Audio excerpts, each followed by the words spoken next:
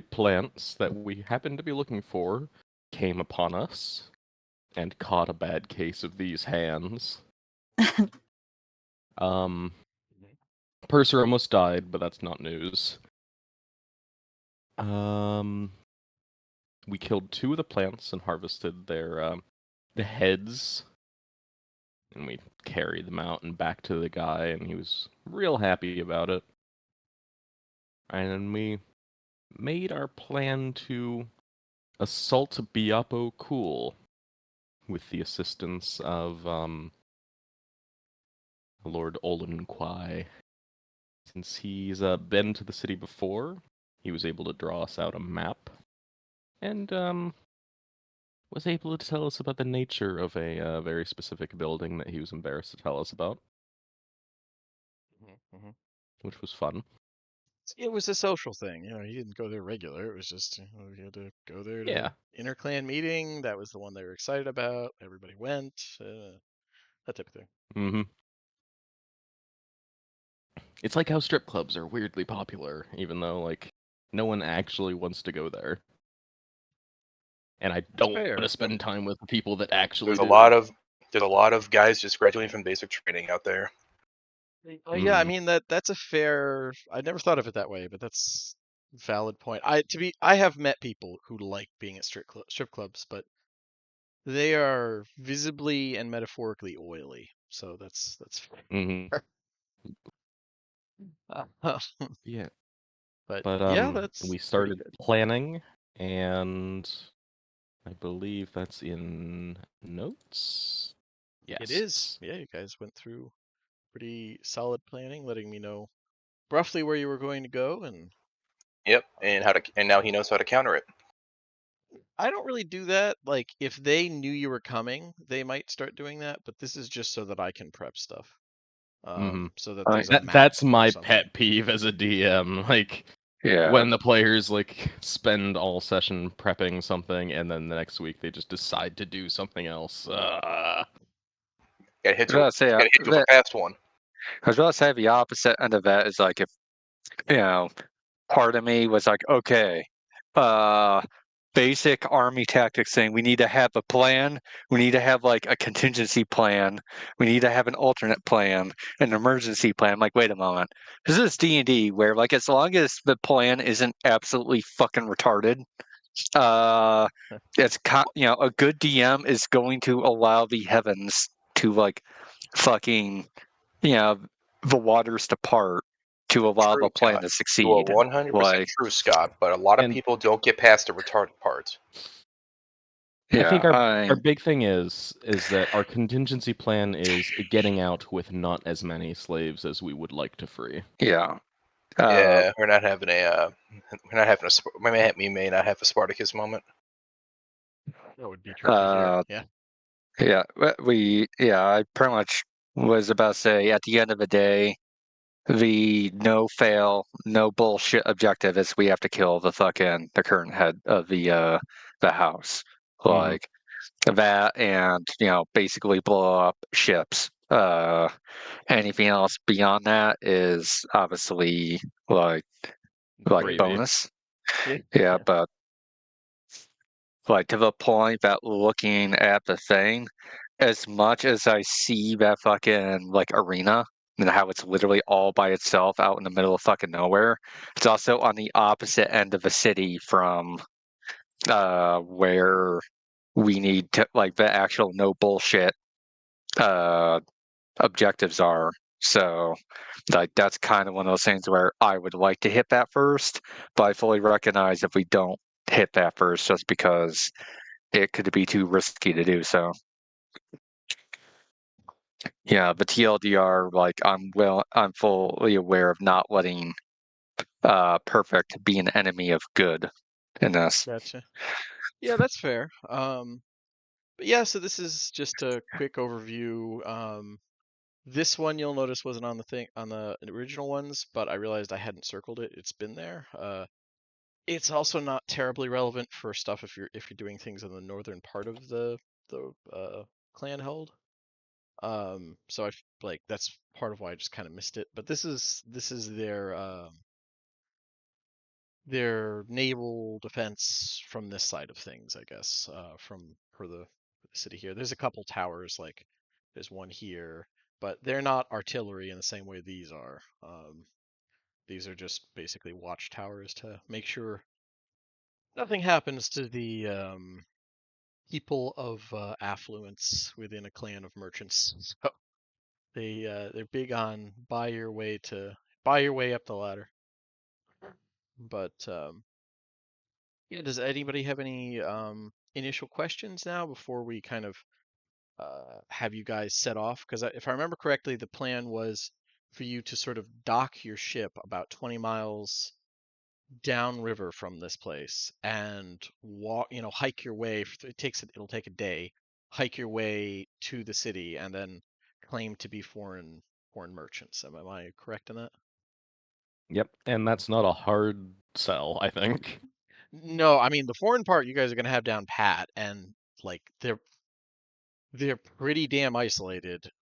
In all likelihood, they don't have anybody who can naysay you being merchants. Like they don't have representatives from House Lyrander here to say no, these guys are not anyone affiliated with trade merchant. Like I would be careful about how ridiculous a lie you tell, but you have a fair amount of leeway here in that sense.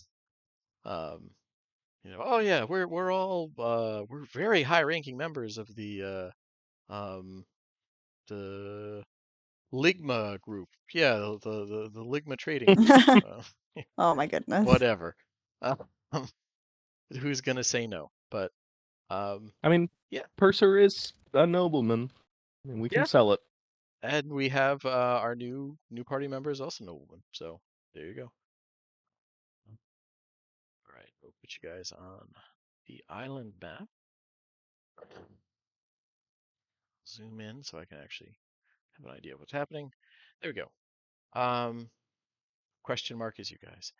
And yeah, so Lord Olenquai is looking over the map and he'll answer any questions he can with it. This is once again like he's visited there, but he doesn't know it that well, but that type of thing. Right. And if you don't have any other questions, it's about almost 2 o'clock now. What do you guys want to head out now? It's like about 2 o'clock in the afternoon. Do you want to head out now? The city is more active at night, but it is an all-hour city just because that's when a lot of work gets done during daylight hours. So it's kind of when you want to arrive, that type of thing, and when you want to travel through a jungle, which has proven to be a little bit lethal occasionally.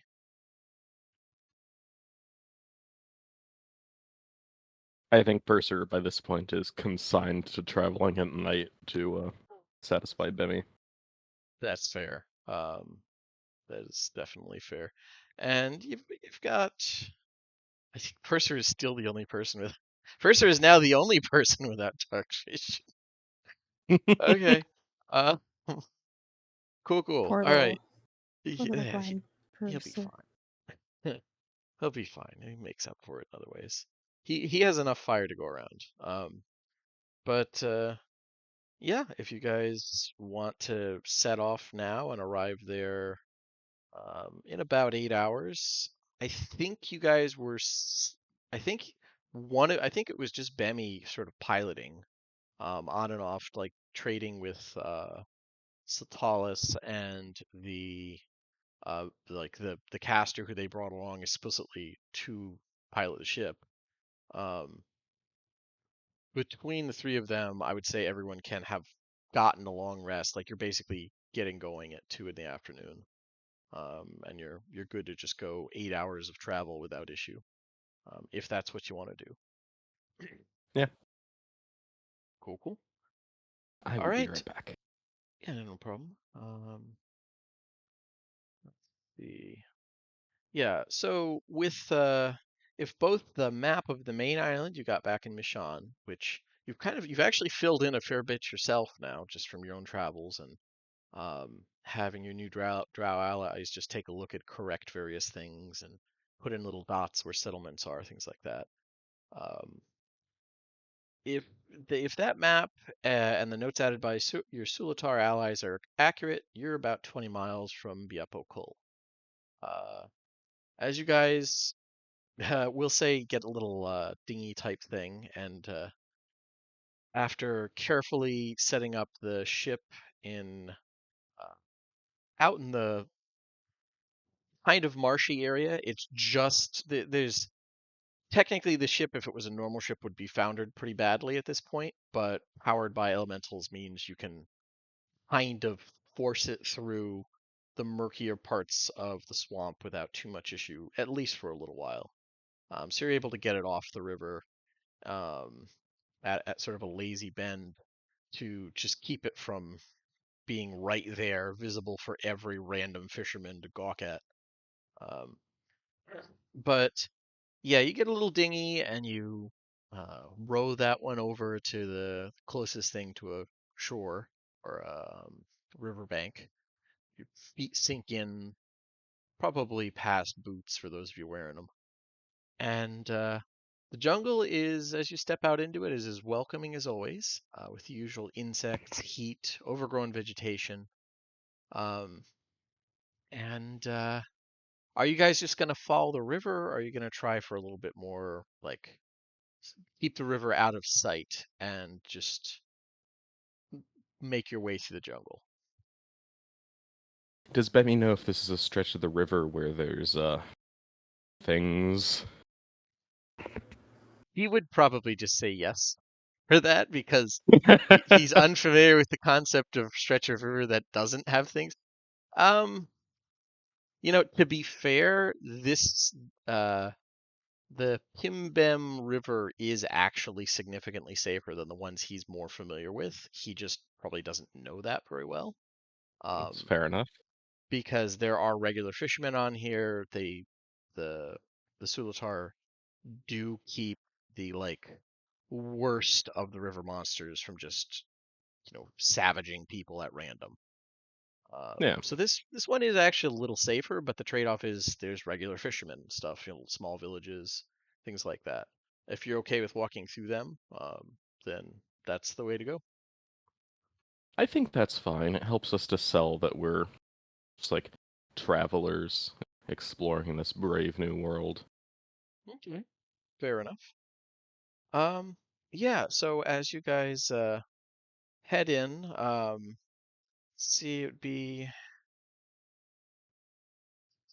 uh, the sunset's still about an hour away, but it is getting really, really dark.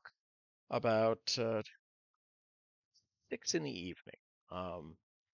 And Bemmy, Pick, and honestly, probably everybody else who's been here for any amount of time by now, you guys notice right away clouds that heavy on the eastern coast like this. Yeah, monsoon. There's a monsoon coming. It's a little late in the season, but you are at the tail end of rainy season. Mm, And yeah, so it's going to be just a flood from the sky, probably within about 20 minutes, assuming it doesn't come faster. I'm Um, going to start casting Galder's Tower. that is fair. Rather than try and ford through it, because it is technically possible to continue to move in a monsoon. It's just there would be Not fun. survival checks needed. Yeah, I mean, on top of that, there'd be survival checks needed to not end up in basically a flash flood situation. So whatever you guys want to do, it's up to you. Pick would have told them as well what was going to happen and like rain coming, and I'm sure Bimmy would. And if they said tower, she'd be cool with that. It's okay. So yeah, I'd like Yeah, to you find can the break. highest ground that we can do within 10 minutes, and then I'll cast the spell, which takes Okay. 10 minutes. One of you can give me a survival check with advantage if somebody else is proficient wants to help. Let's see. I think I got it. Okay. Can help. There you Do I? Yes, I do. Yeah, I guess I'll do it with advantage. You said. go. Yep. If Pick is helping. I have a +7. I have a 14. Okay. It's not like it doesn't clear the canopy, but you are able to find somewhere that honestly, it's common enough around here. You just say, okay, we don't want to go anywhere where like we're going downhill. You can see the sort of ravines cut by these regular floods this time of year. So you're like, just go uphill from those.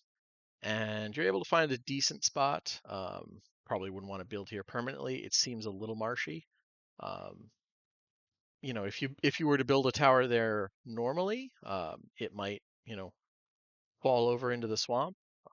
Second time, it would probably fall over into the swamp.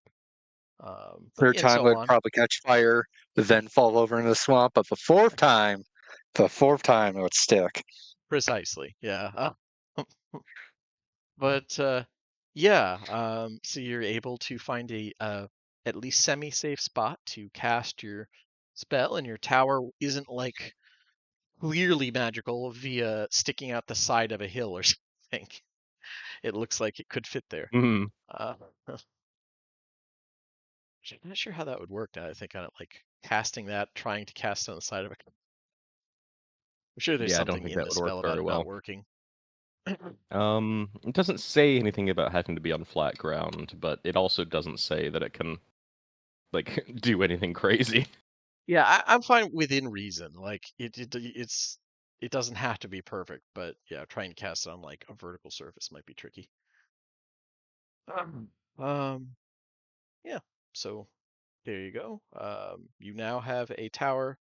It comes up just as it's less of like a few drops start and more like you can see all of the plants coming from the coast just start bending down as it just sweeps over you. Mm. And yeah, all of a sudden everything is heavy. There's just pounding of rain on everything, drowning out all the other noises. The insects can't even keep going in it. It's yeah, this is just As he was drowning while taking time to standing. cast this, Pick had been taking that time to find the perfect leaf for her, because she's small enough and the leaves are big enough in this jungle, I imagine that she knows how to select a good storm leaf. Oh Mhm. yeah, that's one of the Wraps things herself up like a good little burrito. that's one of the things that your people are taught when you're first getting ready to leave is no pun intended.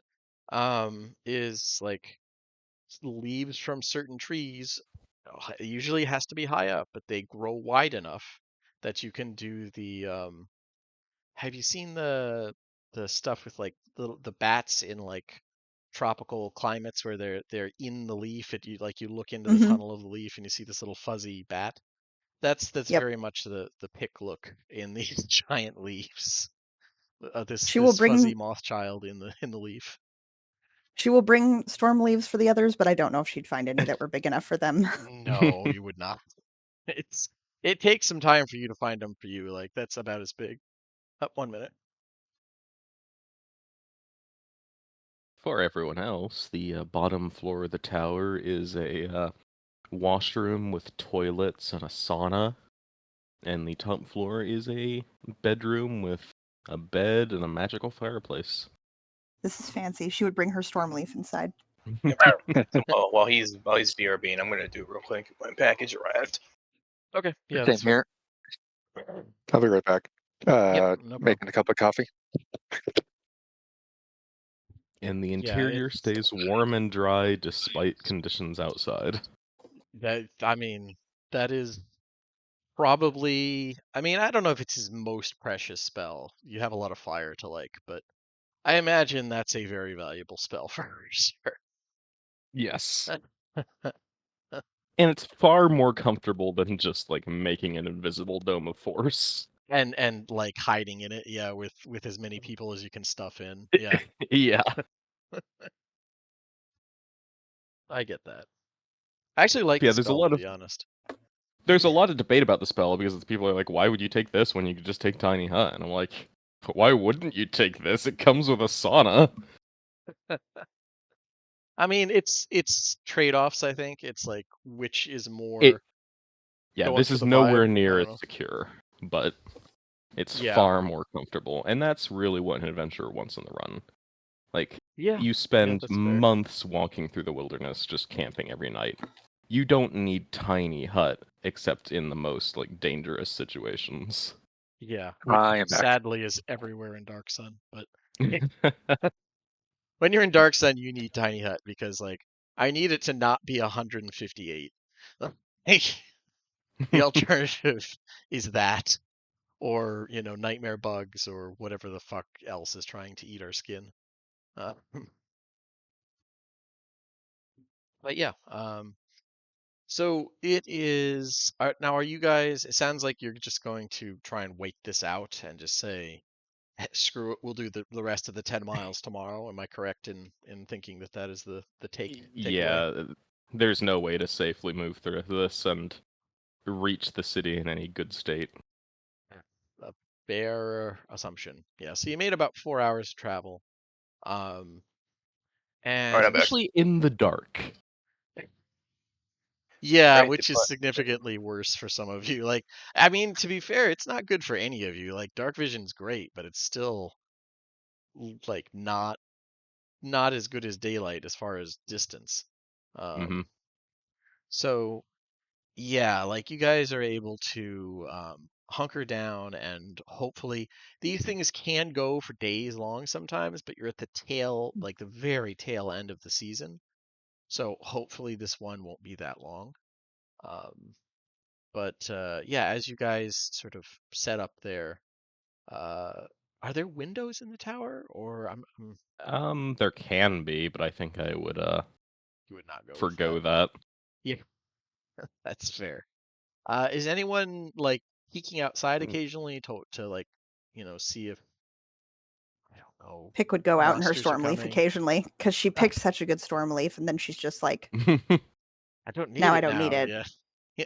So Yeah, she'd put it to some good use and go check determined to outside make it occasionally. work. Yeah, because you had to work to find this. Yeah, like this is a good leaf. We don't waste good leaves. Yeah, yeah. But if you go out and check,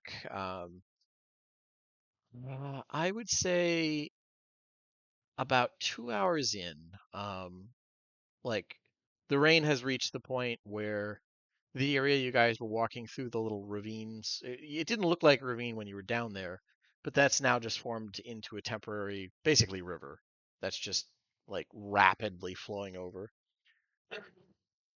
And heck, you see something odd. You see someone bobbing along down there, a humanoid figure in the river. Oh.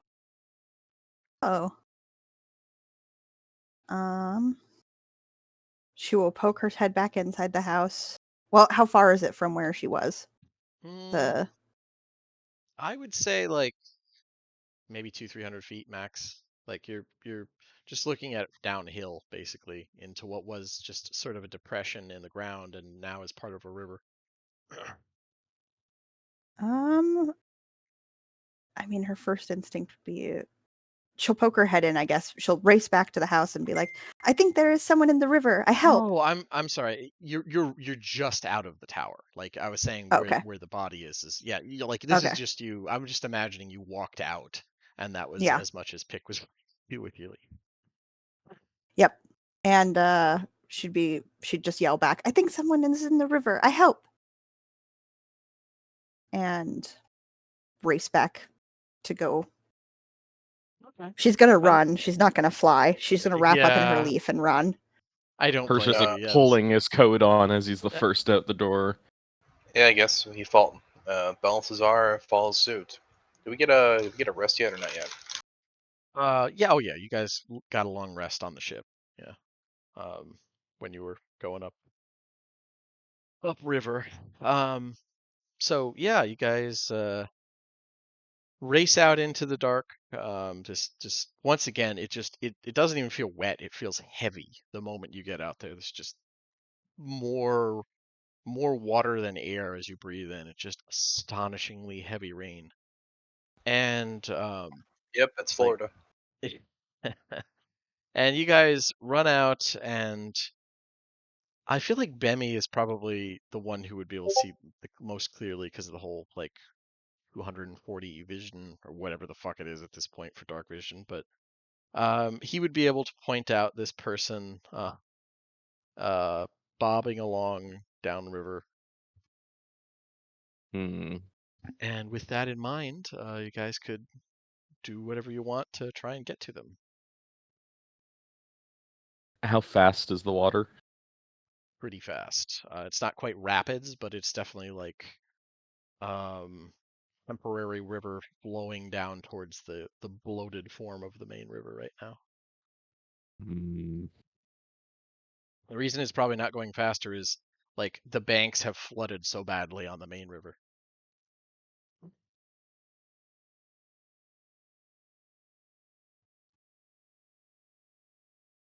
Hmm. Yeah, I get a distinct feeling that this is probably some sort of trap, but oh well. Pick is making a little loop, like a lasso with her rope, and Okay. she is going Uh, to. Let me look up here. Lasso, whatever. That is not a official thing, but nets are. Let me look at nets. And probably up the range because I remember the nets are pretty laughable. Here it is. Net. That is the wrong one. Oh, here it is. That's why that was helpful.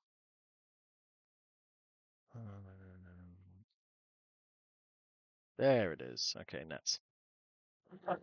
Okay, so I need a strength check. Oh no, wait, that's to break free. I'm sorry. I guess it is just a ranged weapon attack. Okay, so just Yep. make a standard ranged weapon attack. All right. Is that like my? You can do your Let's bow. see. Like, yeah, Okay. that's fine. Nope. I will Yeah, give my inspiration to. No, it's okay. get the She would 18. just hold the rope. She would just like reel it back in because she missed, and look at one of the people with longer arms and hold the rope up with big eyes. Okay, fair enough. Does anyone feel particularly cowboyish besides Pig? I guess I'll try. Yeah, there you go. How about it? Just a ranged Let's see weapon here. attack. I do have a I was short. gonna say Ludger is probably the ever best bet because ranged fighter. So let me give the old college try. Whoever wants to do it. Boom. Honestly, everyone in this party is pretty good as far Is as ranged. dexterity is concerned. All right. There we go. Yeah. You're able to expert. Out of curiosity, did.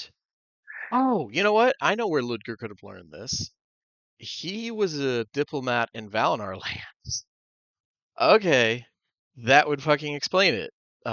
You probably had to go on some fucking horse riding, like hunting fuckery with the Valinor elves. Okay, there you go. It I was don't not a really fun think skill. the Valinar lasso their horses, though. I think I it's don't think more of they like lasso a lot, but I feel like any mounted horseman would find that shit useful. Like that's at least a sensible explanation. um, but yeah, there's a reasoning behind it at least, and yeah, you're able to loop this around the whatever's sticking out. We'll say like um, part of the shoulder and like around the collarbone, so it doesn't just strangle them. And yeah, you're able to give me a strength check to start hauling them in. a purser will grab the rope and start reefing back as well. I was gonna There you go. say I'm not too great at Is You have this just? advantage. I was gonna say saving throw or just check Just a or check, just to haul them in with purser helping. uh can I do athletics? Sure. There we go. Okay, With advantage 22. that's a good thing. Um, I feel like Purser helps by virtue of like there's a lot of light reflecting and stuff like that. Because my image of Purser is slightly better than Pick helping, which is like Pick holds on to the rope Uh, and is suspended while everyone else pulls. I Yep. I like to think it's also a case of yeah, yeah, the rivalry between Ludger and Purser isn't entirely one-sided. I mean, Luger's if if fairly mature in a lot of ways, but there's definitely a lot of like I can't fuck up in front of the seeker, not the seeker. Yeah, different What's religion purified, entirely. the yeah, purified, yeah, the purified. yeah. Uh, Yeah, that's fair. I'm still learning all the fucking like 9 times out of 10 I still call them volates because that's my knee jerk like fucking thing for Yeah, the for stupid blood of Vol, like yeah, necromancer people. yeah, Uh, I get you. But yeah, it's with that, with some added, I can't let this kid see me fuck up. You're able to haul in this person, and You they did it. splash like they're dragged through the mud for a bit of it, like bang against a tree or two, and they're pulled into the. It's not even really mud because where you are isn't normally anything related to a bank, a river shore. There we go. A riverbank, Yeah, the soil is but water right now. yeah, but it is at least semi-solid on top of like a lot of the plants are just providing something to stand on. Mm. And as this person is pulled up, you see like the face flips around, and there is not a lot of the original face left. It seems like this was probably a body that was caught in the washing, given that there's bits of exposed skeleton, lots of muscle and bone, huge chunks taken out. Um, but it seems like it's the body of a drow takes you a minute woman, probably originally, um, in fine, now very thoroughly ruined robes, with a pack containing a spell book once you like pour the water out, although it's kind of waterlogged and partially ruined. Yeah, it'll But take some time to fix. But after drying and whatnot, there is still some legible stuff. There is one spell of third level and one of first level in there, still usable, whichever you like. And a beautiful, like shimmers in the light crystal ring. Um, Everything else is more or less ruined by water damage, but um, yeah, it's weren't able to save a life, but you did get some stuff. Sad. Mhm. Nick, if there is there's only the faintest whispers of someone there. Like you could probably pull the strings of what's left here, but you'd bet this person died probably days ago. And the body, like given that it's partially eaten, was probably just another casualty of the jungles. The longer the body's there, the less fresh it is, and the harder it is to pull like bits of them um, to you, especially in areas that like aren't tied to duller. Yeah. Well, she will want to bury her, but in the rain, it's pretty crazy. There's very little So, point in burying anything, right? Yeah, yeah. but you could So, wait.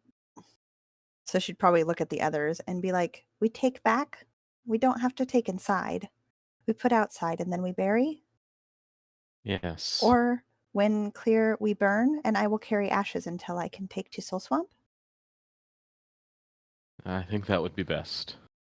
Okay. So as you guys head back, out of curiosity, did you close the door behind you as you were That's up to running whoever out was of? the last one out. I think it was the last one out, and Ludger would have known to fucking do that. Okay. Yeah. So He's as you like, "I'm guys not go, uncivilized." yeah. So as you guys go back, you see clinging to the side of the tower, is a creature of some sort, fairly scaled. Um, Natives would know it as a type of dinosaur. Uh, and Ooh. it's not like hostile, it's not waiting for you guys to get there. It's very much, it just is clinging to the side of the tower because that's dry. Um, those those of you from Corvair would recognize it as a wild clawfoot or Ah, Deinonychus. Uh, and Cool. it would normally What? be pretty hostile towards you, but it's kind of just trying to not drown. So If you guys had left the door open, it would have gone inside and just claimed this place. This is my nest now. Yeah. If it doesn't stop us from going in, I'm just gonna go in and ignore No, it's not. It's not interested in that. It's just trying to stay like not drowning. Good luck, friend. it. Yeah, it just eyes you up in a particularly like that wary fashion of like I don't see you, you don't see me thing that wild animals have when they're just trying to ignore you. Yep. But yeah, you guys go in and there is nothing else noteworthy that happens overnight. Do you guys do any particular watch or anything like that besides Pick occasionally poking your head out? I don't think there's really much point in a watch with the weather. If there's anything out there that can cause harm to us, I think they deserve I'll give it to him. You know, yeah, it. that's fair. That is fair. You're like fair. 1 sec. 1 sec. Yeah. So, I agree. sure. You wake up to find that you feel odd. Um, and that ring is on your finger now, that crystalline ring. Hmm. But you have some new abilities. 1 sec. Man, why can't I be a greedy character for once? I mean, tell me if you're still jealous. All right, let's see here. Okay. So, Purser, you have gained these abilities. 1 sec. There we go. It's a devil fruit. There you go. So you've gained some stuff. You do feel kind of tired, but yeah.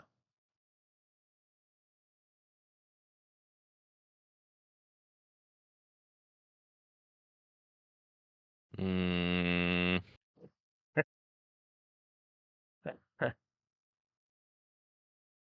And that ring looks odd, by the way, on your like now that you're looking at it, you swear it didn't have like vaguely spider-like shape to the band before, but and it seems to be kind of digging into your finger pretty badly. yeah, I'm going to take 10 minutes and cast Identify. Or 11 minutes even. Okay, could you put identify up for me? I just want to check something. Okay. Interestingly enough, you get that this is something magical, but it doesn't seem to be treating this like it's an object. Okay. I'm going to take another 11 minutes and cast Identify on myself. Fair enough. And I didn't even know you could do that. Object Yeah, you can touch a creature and learn what magical spells or effects are on it. Interesting. Oh, okay. Cool. I didn't even know that. That's awesome. Um, Instead of touch a creature, you learn what spells are currently. Oh, nice, nice. Okay, cool, cool. Fair enough. Um, yeah, Yeah, if I'm under the effect of like Charm Person or something, you're this not. is real bad. You're not. There's no charm effect of it. You just find that you are under those effects I posted to you, and that you are a host of a Archimag. Probably pronouncing that wrong. Do I know that, or is it just some ephemeral sensation of hosting something? It's I mean, it's a little bit of that. You definitely feel it mystically, but it also feels like someone has an IV stuck in your finger, your ring finger. Um, so give me an Arcana check to try and like figure Figure out out if what's you've going heard on. anything like this before. Okay, it's a little esoteric, but you have heard tales from Zendrick of there's a lot of scholarly debate if it counts as a parasite or a symbiote. Um, it's and like the fact that there's records of it before from ancient giant stuff before the Delkir is probably good. Let's see. You're able to remember roughly what it looks like. One sec. Let me.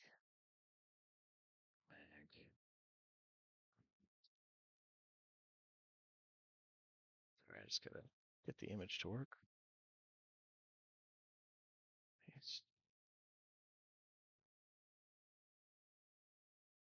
Yeah, it's like I said, either depends on who you ask or what research papers you would consult. But it seems like it was either a parasite or a symbiote. Probably mispronouncing that.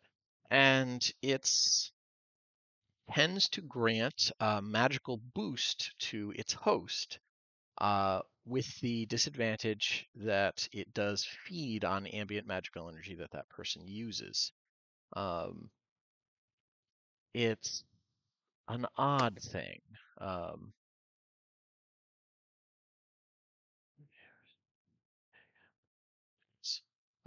You're able to remember roughly what it looks like from your studies. It's a crystalline tick. And I don't suppose protection from evil and good would help. Although I will Let me cast that real quick to see. Let me see. It's not. It's neutral, actually. Well, the actual alignment doesn't matter. Type of- Just Oh, right, if right. it's not creature types. Features, aberrations. It's a monstrosity. So, Okay. yeah. So is this like the middle of the night? Like everyone's asleep? It was while morning I'm by going the through this? time. Yeah, it was morning when you when you woke up. It doesn't have any magical like influencing effects. Your mind is absolutely your own. It's just you have this thing now. So, Purser's going to track down Ludger, of all people, and I'll hand Ludger my scimitar, and just like stretch the finger that the ring is on out. Cut this off now. Wanna what? Luger knowing Purser and knowing that basically how unlikely it is that Purser would come to Ludger for help with anything that's not like super grave. Are you Ludger's not going screaming to ask questions, and he's going to comply. Are you screaming this, by the way, or is this between you and him?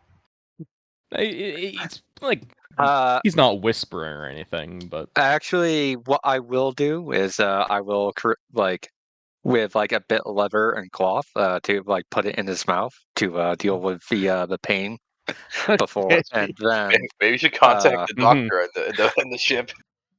and then I'll comply with his request. Okay, so you're going to sever the finger, or you're trying to cut the ring? The whole finger. The whole finger. Okay, all My right. man wants his finger removed, and basically the classic like, you know, I know you despise me, which is ironically the only reason I can trust you. Yeah, okay, all right. Yeah, you're able to sever You the finger expect just Sam? You fine. seem a little flabbergasted. I am. Go ahead and give me an attack roll with that scimitar. I hope. Oh, so you know, I don't have regenerate. I'm not technically a healer. I just have some healing powers. Oh, I'm the healer of the party once I pick up some more spells. Yeah, I'm just gonna use my rapier because that's what I Yeah, got. that's fine. Yeah, because that's It's a good cutting implement. Hey, you critted. you did. Precision, cleanliness, crisp. Like a scalpel almost. Okay, so there's a ting followed by like a split moment of silence and then probably agonized muffles. Yeah, so the finger is now on the ground and the ring kind of vibrates and teleports away, vanishes. Wow, what See an asshole. how big is the mage tower? tower? Yeah. It is 20 feet tall. Oh, well, no, I was like, if it was to teleport 60 feet away from you guys, could it would that be out of the tower? Oh, easily. Each floor is a 10-foot square. Okay, yeah, then it is just somewhere in the jungle, probably very confused and upset, and scuttling away. And yeah, you might want to do a medicine check, Persa. He is now has disadvantage on pointing, I guess. But Which finger was it on? it was on your ring finger. Okay. No marriage for you. Yeah. Yeah, Took on we're the other. we're we're If gonna we pack keep the if we wound. keep the finger on ice, we should theoretically be able to reattach it. Percy just like pulls his wand out of his sleeve and burns the finger. I'm liking to assume that Pick was out, if it's not raining, picking like fruit for breakfast. The rain did die down, and you come back to a very community-esque situation where there's like a fire on the floor of it.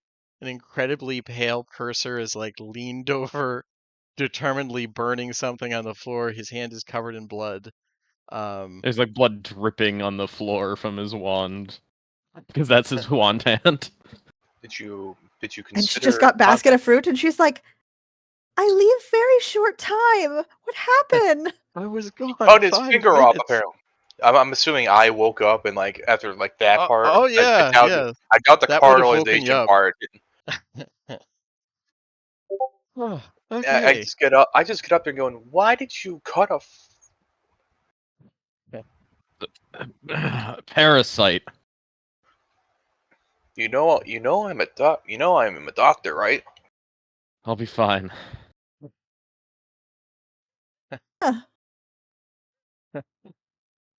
She just Oh, like holds her basket of fruit and stares at them like, what is wrong with these people? Parasite. if Thus, I cut my finger off. If it helps, like your monk, it sounds like your new guy is equally confused. I'm more confused. Like I'm a fucking doctor. You've seen me heal you. Why did you not go to me at least if you want someone amputated? He's I'll a grow man the of finger Percy's a back man of later. actions. Yeah. Yes. He's a man of commitment, focus, and sheer fucking will. And sacrifice. In madness. There's No, a the fine madness line. comes later. Yeah. Well, one sec, my face kind of hurts. From everything. Okay. I did not expect that. All right. You're welcome. Just for the record, there was nothing preventing you guys from attacking the ring. It just would have reverted to form and left. Okay. It's nice enough to at least leave when it's not wanted. I mean, yeah, it has a teleport thing if it feels like it's in trouble. Yeah. So, If it had stayed, I would have burned it with the finger. yeah, it's not self-aware, so it's just it just goes towards the biggest source of magic, latches on, and does stuff. Oh, okay. I see. I'm not magical enough. Okay. No, you're not. The second choice would have been Bemi. If it couldn't get it first, or he woke up when it was scuttling. Monks have magic too, you know. They have magic-like stuff, but it's going for arcane. Technically, Bemi's not a source Technically of that either, speaking, but my yeah. power source isn't arcane. I just use it in an arcane way. Well, it's close enough for this thing. Yeah. If that's the case, there was no arcane energy to latch. Right. Bemi's primal, monks are monk special stuff. Something. Monks or Yeah. something. Yeah, Psionic. exactly. Yeah, kind of thing. Whatever. But yeah, so you've avoided the danger of the Archimag, and you're free to carry on for the rest of the 4-hour trip to be up. Yeah, like pack the wound and bandage it up. When did you guys want to get going? Like, it's up to you when you want to set out. Like, when do you want to arrive during nighttime there? Do you want to arrive during, like, whenever, really? I don't think the timing really matters. Just once it's dry enough that it's not a slog to get there. That's fair. Yeah, the rain went all through the night, through most of the day, and finally started tapering off about like 5 p.m. Sunsets around 7. So yeah, you guys, first 2 hours are in daylight if you're traveling in that, and then next to it's starting to get pretty dark. But yeah, you go by and even through if you want to go through them, some villages. It's making more sense why so many of them are on stilts. Fishing villages is like, they're initially it was odd because they even go the extra mile. These aren't made of bamboo. They're not like just bamboo stilts. They actually like sink stone pillars in to make structures on stone. But yeah, given that flooding, that this makes more sense. But you guys get a lot of weird looks, um, but nobody actively tries to stop you. It's just like a lot of gawking from fishermen and like um, people back in the villages, women and children, right? I guess it's not just women and children, just like people staying there and children. It's not a good term for that, but because if anyone was not gendering shit, it would be elves. Um, but yeah, you're getting looks, but nobody really stops you. Although you do get a couple people, like one drow child, like runs up to Purser and tries to like rub your arm real quickly, and then runs away giggling. They're trying to see if like you just put a bunch of chalk on yourself or something and it rubs off. But beyond that, Oh. Oh yeah. no, Balthazar is going to get that even worse because he's a half elf. Yeah, I mean, like the fact that the mask that you're wearing helps a lot, I think. But Oh, he's not wearing it um, currently. oh, you're not wearing it? Okay, I just assume unless otherwise stated you were wearing it.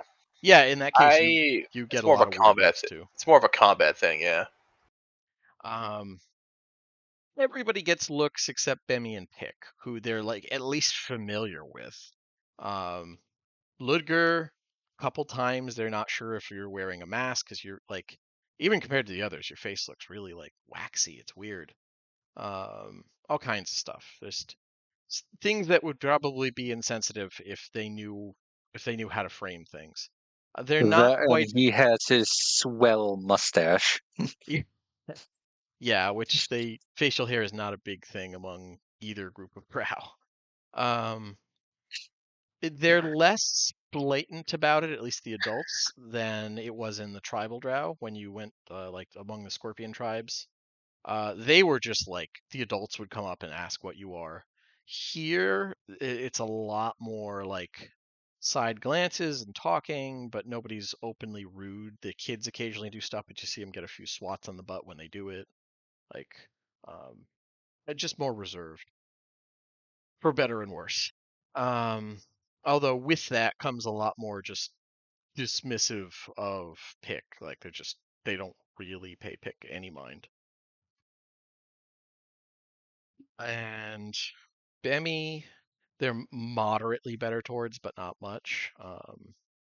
And yeah, you guys eventually come to the outskirts of Biapo Kull.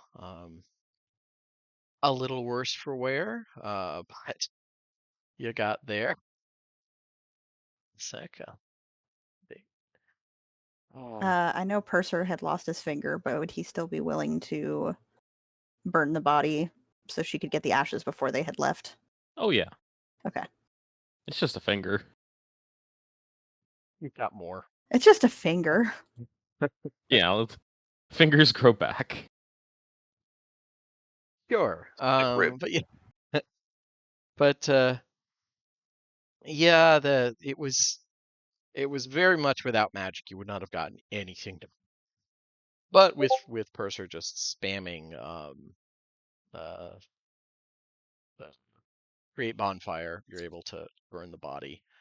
It took some time because it was waterlogged pretty thoroughly, but yeah, we're able to burn that. It takes, like I said, it takes a while to get that to burn proper, but you're able to get it down to ashes, and now you have a little pouch of ashified drow lady. Right, drow lady. Now we will bring her back to the swamp. This is proper. Also, regarding loot from the drow lady, did you say that spellbook contained a first and a third level spell, or first First or and a a third? third. Yep, a first and a Okay. third. Yep. Of my Of your choice, choice. or Yep. okay. Yep. Wizard spells, I assume. Yes. I mean, yes. Not your many other wizard. people put them in a spellbook. It You could have never been like a know. warlock Pact of the Tome or something. It's true, but I feel like the tome would have vanished when she died. I don't know. But yeah, so as you guys approach Biapokul, first thing you notice, and I assume, before I say anything, I assume you're approaching from the south, like where you've been walking along, or did you want to cross over somewhere and try and approach from the north? I don't think we have much of a reason to come in from a different direction. Okay, I just want to check. Let me put you on the map. Go. Zoom out so I can actually see stuff. There we go. So hugging the river as you guys come in here. Be coming in this place. Yeah, as you guys come in, the first thing, like, this resembles more of a small city than a town. At least the probably outside of ruins, this is like the biggest permanent settlement you've seen here on the islands. Uh, the northern half of the town, just like as you guys come up, you can kind of see it's crowded with elven-sized buildings, all built from wood and stone, in a modified Sulat style. Um, uh, from what you remember of what your Lord Olenquai told you, that's the oldest part of the town and the site of the original giant port. It contains the district for the lower and middle class residents, lots of different kinds of shops, a temple dedicated to the promise of flame, the docks, an auction house, and the main slave holding pens. Um, as you guys walk along the path here, um, freshly, like, well, flooded rice fields on either side. Um, you see the southern half of the town is definitely built on a proper hill, while the sides are covered with orchards and herds of aurochs and suluv. At the top of the hill is a beautiful set of fortified buildings that resemble, they're really more of a palace than like what you would consider a mansion, compared to what you saw back in Gwenedcull. Um, the official family residence there was just an ornate big building. This is a legit, like, someone was building a palace.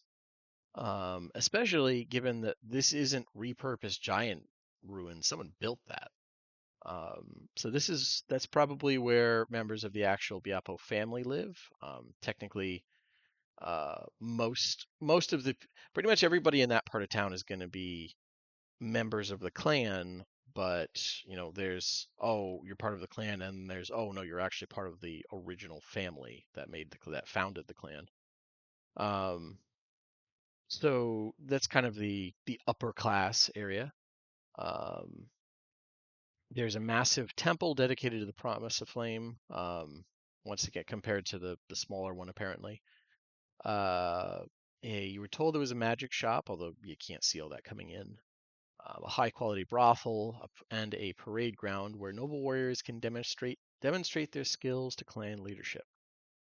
Um, as you guys are walking along, unlike many settlements on the islands, there's no giant buildings that have been repurposed to fit smaller residents. The streets themselves are the only indicators that this was once a home to the giants of the Neo-Sulat League, being made from the same incredibly hard composite material that was used as the foundation of Mishann. Um, at the moment, the size of the clan hold seems to only magnify the sense of emptiness as you guys are kind of like getting up to the point where you can see some streets. The majority of the streets only have a few people going about their day-to-day business. Um, we'll say you get up to about here. And where are you headed in the city? Are you going to head into the northern half of the city, which is more kind of working class? Are you going to just try and head right to the upper class areas? What are you going to do there?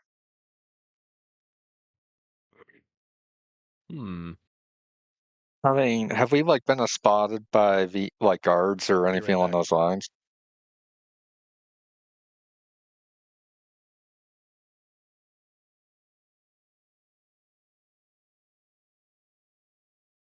Because it sounds like if we're, I know he's not here, Sorry about but that. just I'm back. yeah, yeah. Have we been like spotted by anyone like official? Because if we're gonna do the whole like we are just humble merchants trademark, uh, that strikes me as we should probably like go to the, for lack of a better term, the front gate to be like, so we're not just, so we're not trespassing. We're like in the city, if that makes sense.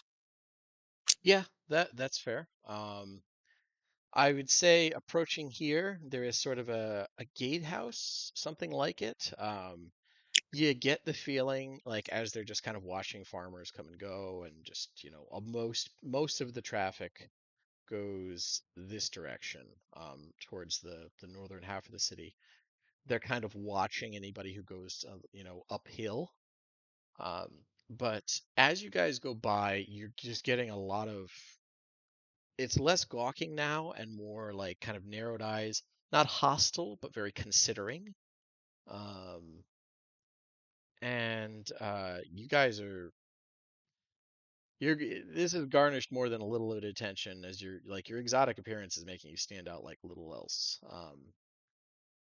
No one's directly confronting you, but you're definitely being like watched like hawks. Um, Mm-hmm. you do see like clan warriors in official gear and stuff, with designated equipment and stuff. They're the people watching things, and you see them kind of visibly considering you, but none of them are willing to make a move initially. Um, but as there's just kind of this stare off, there a drow woman in a fine red and gold garb approaches you with two armored figures beside her. Not heavily armored, but just they're in gear. Although you notice not great gear compared to the drow warriors. She looks you up and down, and with an eyebrow cocked says in Elvish, the first direct greetings you've gotten, she says, uh, greetings. I am Larnette. Just Pol Biapo. Might I inquire your identities and business here? Pick just stares at her with giant eyes. Does a As, little wing flutter. Looks at the group. as usual, Purser needs someone else to do the talking. Yep. I guess it falls on Cue the monk. sorry, on yeah, I guess it falls on Ludger to come up, politely introduce him and explain that they are surveyors of like a new merchant company that is here on a mission of discovery for potential setting up of uh like trade between uh basically Corvair and you know the people of this fine city. Okay. She's gonna do a history check to see if Corover sounds familiar. There's her stats. There's Larna. Okay. She's proficient in history. Let's give her a shot. Ooh. Okay. She nods and let's see here. She's gonna try and cover up that she doesn't know. Yeah, Shouldn't. If obviously I know anything, about if that. if anything, that's like the ideal outcome is it's enough that like it isn't like we're from the moon but it's enough as like, well, I've vaguely heard about that, but I don't want to look like a bumpkin, so Yeah. I'm going to nod and smile. For everyone who Uh, doesn't know, how about you tell us where that is? Sure thing. Indeed. Butts. Truly, from Corover, you say, well, this is wonderful. I've been looking to expand my family's business, and Corover could be a whole new market. What kind of business? uh, Well, oh, my family, we handle spices largely, but uh, and like you get the feeling she's kind of not paying a ton of attention to you, as she's just like having visions of big money. Ah, well, come, tell me of this Corover. Its details get mangled this far out, and we can speak of trade. Um, you're quite lucky you arrived in Biapo Kul, you know. To the south, it's all savages, and to the north, the other clans are much less accustomed to dealing with foreigners. And she Pick is makes a very displeased sound of chitter. he continues ignoring Pick as she did in the beginning. Um, and yeah, she would happily start leading you guys up the hill if you guys would let her.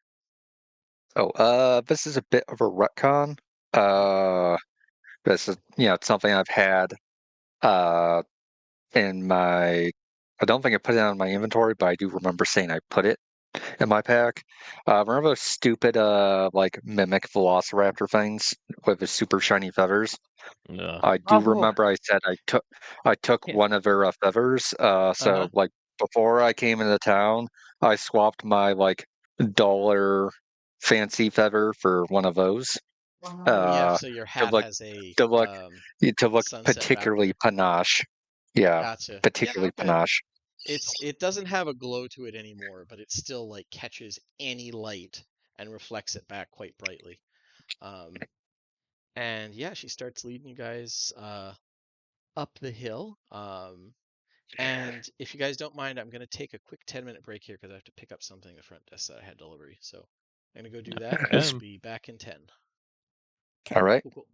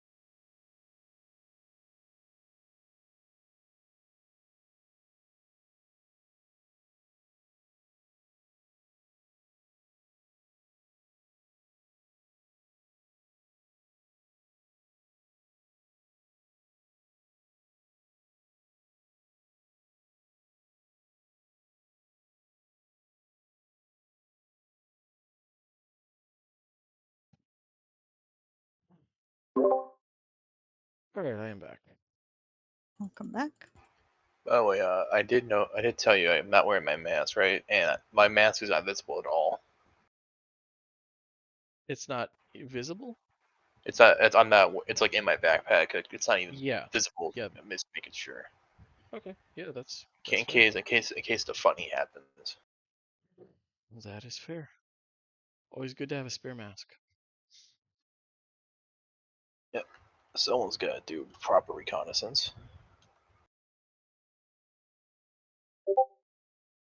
Oop, didn't mean to clean my keyboard in the middle of this. Actually hit a button. Yeah, good.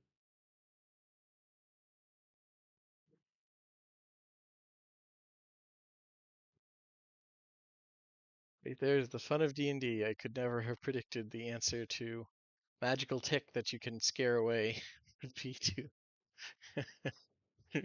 cut off. Yeah, the man. thing. If you get like a stomach ringworm or something like that, just take a 12 gauge to your stomach. Get rid of it. I mean, it's more like taking what is it? One of those cork removers and like peeling off the skin or something. But either way, yeah, it was a little excessive, but you know. Purse is like, absolutely not.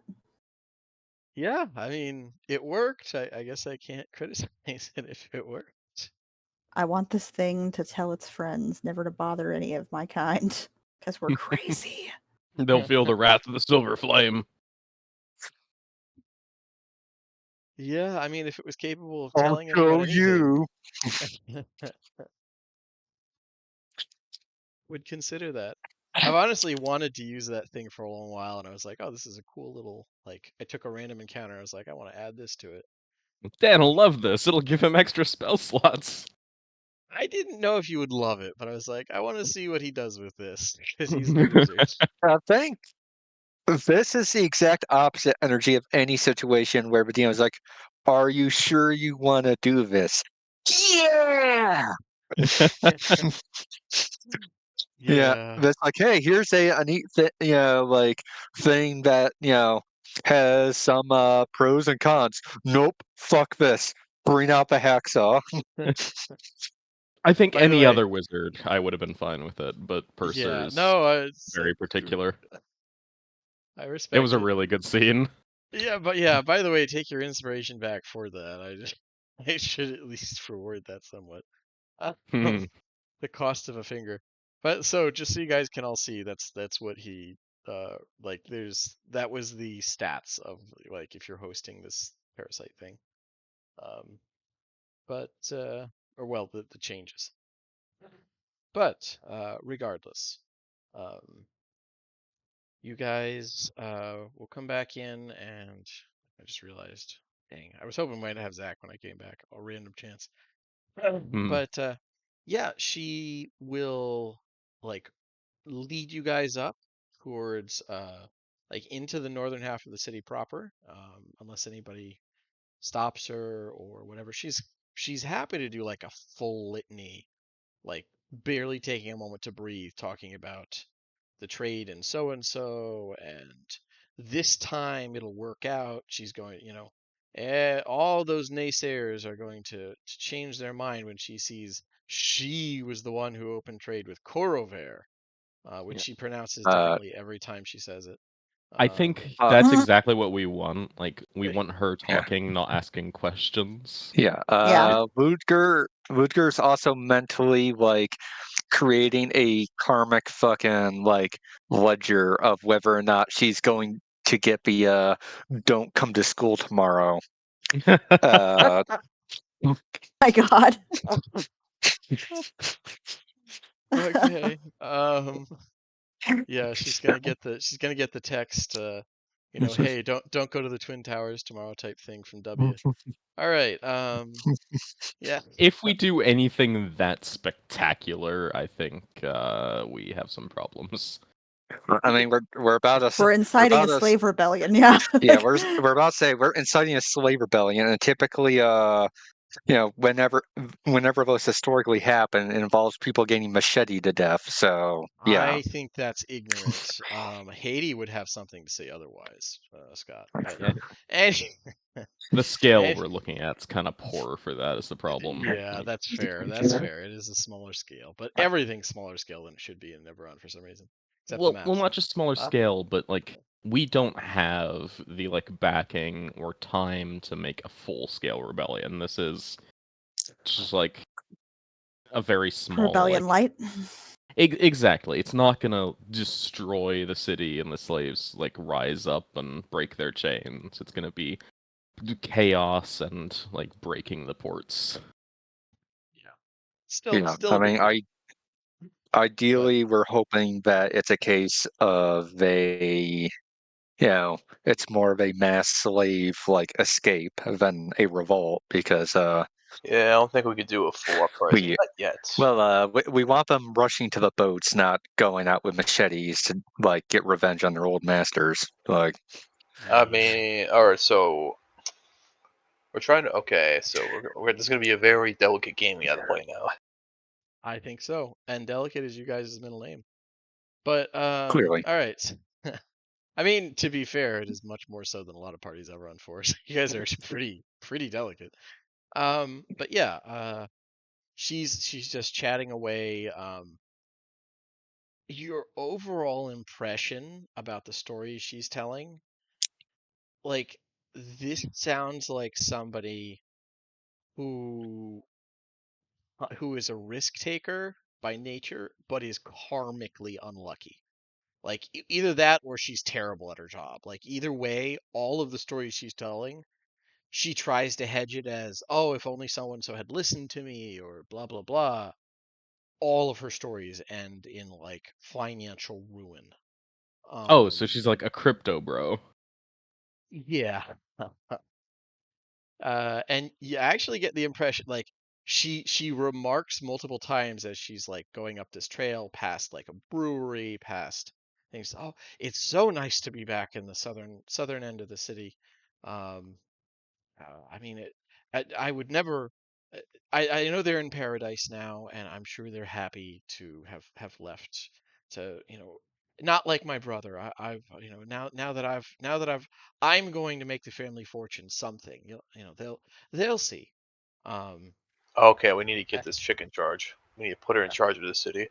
eh, so like once again, just inferring, it sounds like most of her family, or at least the designated inheritors, probably died of the plague, and so she just kind of got the keys.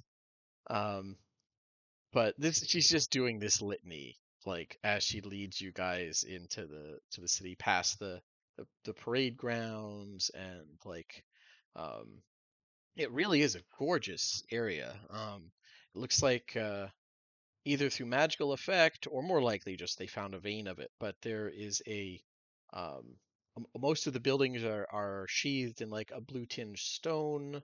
The house colors are very prominent everywhere. This is just, it is genuinely a nice area. Um, and her family home is over here, which she, like, as you go in, you see it's like the family home is sort of the front of the building is the trading consortium or whatever, Hmm. in the sense that like they specialize in shipping spices. Like you go in the building and your noses and or antennae tingle a little bit at just the smell of all these spices and things like that, all neatly labeled, put on various shelves.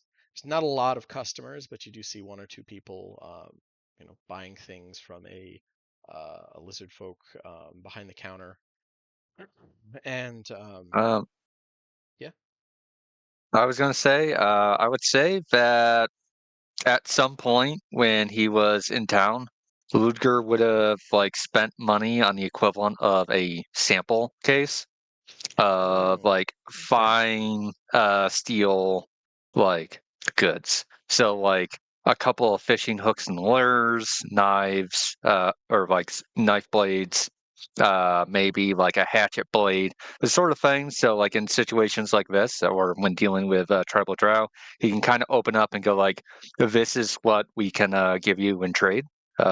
Especially since I know that metallurgy is kind of one of the less so than with a tribal, but Yeah, still very much it's a lot less with the tribal. With the northern drow, it's more of they don't have a lot of it to begin with. They know what to do with it perfectly, but the idea of using yeah, it like freely is a big deal.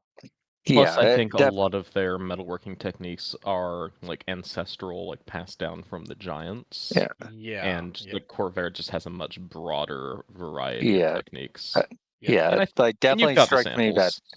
yeah, and again, it's less like this is a weapon sort of thing because I know that it's the difference between okay, if you're going to Japan in 1880, you're not going to want to sell them. Uh, well, you actually could, but that's a whole different like tangent. 2 Like billion you're folded. not trying to sell them a blade. You're trying to sell them like, hey, here's like a cheap fishing The hook that you better could have for the equivalent of like a copper piece or 5 for a copper piece, rather than you know our sword is better than your sword. Like, I mean, that's not you entirely don't accurate because they're you the don't have to first. fold it. You don't have to fold it 2 billion times. Well, as I say, it's quick side note is in the late 1800s, uh, like Japanese wanted nothing to do with katana. They wanted like Western cavalry sabers because they had a massive hard on for everything Western during that time. But again, like that's just an autistic side note. So yeah, it's fish hooks, like small like culinary or working blades, belt buckles, like the sort of thing that you wouldn't historically like. Yeah, nice little, obviously some nails, like the sort of like cheap everyday thing that a society that doesn't have a lot of metal would like appreciate a lot more than here's a sword. If plus it all has to actually fit in like a reasonable like sample case. So Okay. Yeah, you did mention that, and like I said, it would probably it's gonna wow the tribe the Volcori tribal drow more, but here like it might not be as exotic and impressive, but if you immediate like just saying that you have a lot of this is immediately going to like light up. She's going to recognize the implications of that faster than the tribal ones just because they don't have a frame of reference there. So yeah, the idea that you can just trade large amounts of it, this is yeah, the clan that would specialize in economics as much as any of them would. So yeah. she's going to grasp that very quickly. Yeah, definitely a So case of like, commenting on like, you know, like, oh, here's a nail. It's so common here that we sell it by the pound, and like, n- yeah, uh, you know, it's no big deal. In fact, like it's routinely craftsmen just accidentally like drop them or like toss them aside if they don't exactly work ideally. So like, yeah, give, give we me a could persuasion bring check it. with advantage as We to sell them by the surprises. box loads in the hundreds for like $5. Okay. Because yeah, like you get the feeling that she thinks you're kind of shining her on initially. Um, because like I said, she's trying to cover it up, but she clearly doesn't know where fucking Corvair is. Um, but by the time you like show her the full range of them, you get the feeling she does believe you, and she is like she's hurrying you through the the front part of it and has you all sit down. Pours you guys some tea. It's very aromatic. There's not much of a taste to it. Um, has anyone ever had like actual prickly pears, like the flavor Yep. that they have? Yeah, like that. Like the actual That's fruit. Yep. yeah, the actual fruit. Like that's it's apparently that kind of tea. Like they dry it, grind it up, and then sort of steep it. Um, but Never had it in tea before, but I guess I can kind of guess what it tastes like. yeah, yeah. So that's it's a very faint taste, but yeah, that's the tea she pours for you. Apparently, it's a common one. Um, and like at the back of the shop, you can see that there's not a lot of stock um for a shop this size. Like she should have like a lot of stock ready to replace what's on the shelves. There's a surprisingly small amount. Um, but she does sit you guys all down at a table, like just pushes just casually drags has one of her bodyguards drag a larger crate over, so Pick is still at table level 2, so it's not like a normal chair. Ah, Her equivalent of a high seat. And Pick finds Oh, this quite nice. flattering. and yeah, she just says, with the recent unpleasantness, inter clan trade has plummeted, and I've had to reduce stock somewhat. But so about what's the climate like in Corvair or this time of year? A lot less rainy. Correct. Well, yeah, it's just like lots of probing questions she's going to ask until she can try and suss out where Corvair is. Because she's still assuming like maybe one of the other islands. It's like a settlement she hasn't heard of. But yeah, if you guys don't throw her a bone on that, she'll just continue on that vein for a little while. So I'll probably, after she gets a few questions and probably gets no like proper good response, be like, Yeah. so tell us about yourself. You seem to be. Oh well, as I said, it's after the plague, I took over as head of the family, and the business. Things have been hard for everyone, but I really expect the business to just explode once all this unpleasantness with the clan rebellions is done with. Yeah. It Well, really, it's just a matter of time at this point. Well, don't worry, my lady. I'm sure a bright lady like you would lead your house to greatness. And he's doing the pseudo flirting like a compliment shit just to get her off off our backs. Butter up, okay. Give me a persuasion check. All right, I'm kind of okay at those. There you Oh, I'm on top of the world. I'm re-rolling. go. That's better. I mean, double digits. That is better. Yeah, like you're both But speaking Elvish, but some of the colloquialisms you rely on kind of go over her head. Then that one turns into harassment territory. I bet.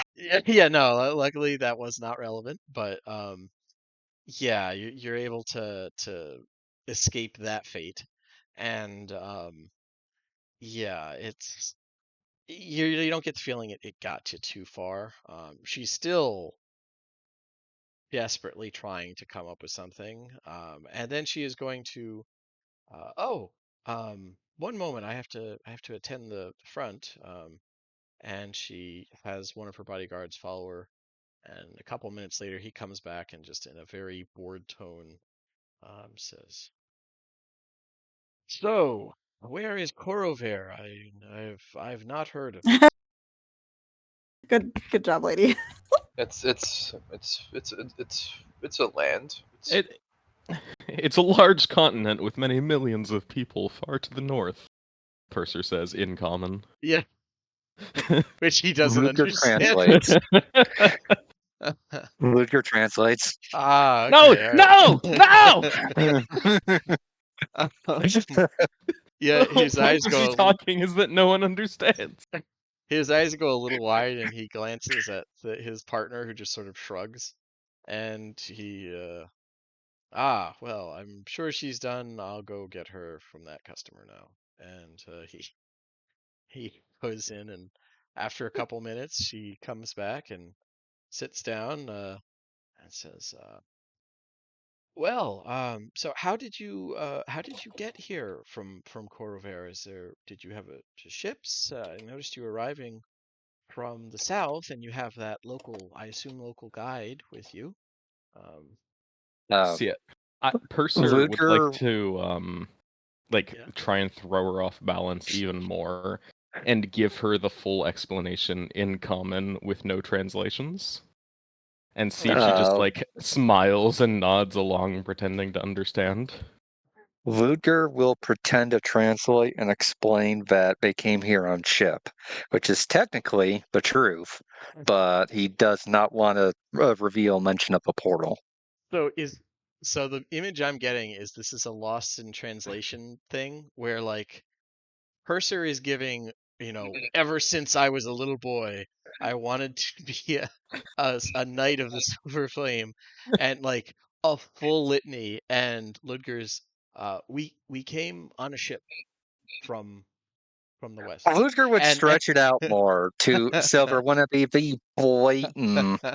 Like he would explain, like, "Oh, he would deliberately stretch it out with like, "Well, we came a far way. It was a, very harrowing journey. Blah blah blah blah. But we are intrepid spirits looking, to promote our interests of like commerce and like wealth gaining and stuff. But yeah, basically, it was on a ship. Okay, so Or there's still like probably yeah, he good. probably says it more eloquently than I do, but Yeah. Ludger he doesn't deliberately do like 5 minutes of talking followed by we came In on the a boat. beginning, Like the Earth was without form. Pick just thinks they're acting super weird and just watches them do this madness. It's like a tennis match. Yeah, the eyes are going back and forth. Yeah. Yeah, it's just exactly. She just sits and watches with her all four of her hands folded in front of her very properly. there is a tea. It's like it's hot water and it's kind of sweet. Like this isn't nearly as like your people just legit do fruit juice in the sense it's not cut at all. Like you just drain the juice out of things. So it's Yep. almost like cough syrup. That's the preferred like polite drink to serve. So this is Yeah. incredibly bland and dull, but you've been People in you've their been here weak sauce before. These drinks. people are strange, yeah. Like Yeah. um but yeah, so Is there sugar or anything that you can add that's sweet to it on the um table anywhere? there is some condiments on the table, but a quick exploration reveals like it's salt and some type of what smells like chili peppers or something, like a chili pepper sauce. Like barbecue sauce with a little bit of like citrus in it or something. She gives it a It's good sniff and adds it to her tea anyway. Purser would hand you his hot sauce bottle, but he's not sure if you'd like it. probably not. Oh, who am I to say? But it doesn't improve the tea. But yeah, so um, she is definitely like she can tell there's a minute delay, but she doesn't have any frame of reference for the language, so she's just going to have to go along with you know, more emotion. Okay, that type of thing. Um, so yeah, she just well, do your people would they do you think in the Corvarans would like to would they be interested in different spices? I have a variety here, and she brings out a small like tray of things, um, which Purser like wiggles his fingers and looks really excited, like examining it. a lot of it is different types of variants of chili. Um, but one of them you've never had before, Purser, and it is sweet with a very odd flavor to it. It is pretty good. And she says, Oh, "Oh, that's uh, tolatol, tolasol, tolasol, or it's well, black pods we call it." And so for those of you out of character, that is vanilla. Uh, mmm. which for my own sake, I've said is unknown in Corover. I feel like that's acceptable. Um, but Something cool. yeah, that could be a trader, like a trade element. It's different. It's a different thing. Um, but yeah, she's just clearly watching. She seems happy that like Purser seems interested, and maybe he's a leader of sorts. Like because there are people translating for him. Um, I'm gonna find like the spiciest like mhm. sauce or like whatever they have on sample, Yeah, yeah. and I'm just gonna like slide a gold coin toward her and like point at it. Yeah, she. Well, you can tell you can tell him that this is a sample. He's free to have what he likes. And it is spicy. I will say this, like the worst that she has is bordering ghost pepper range. Like Oh.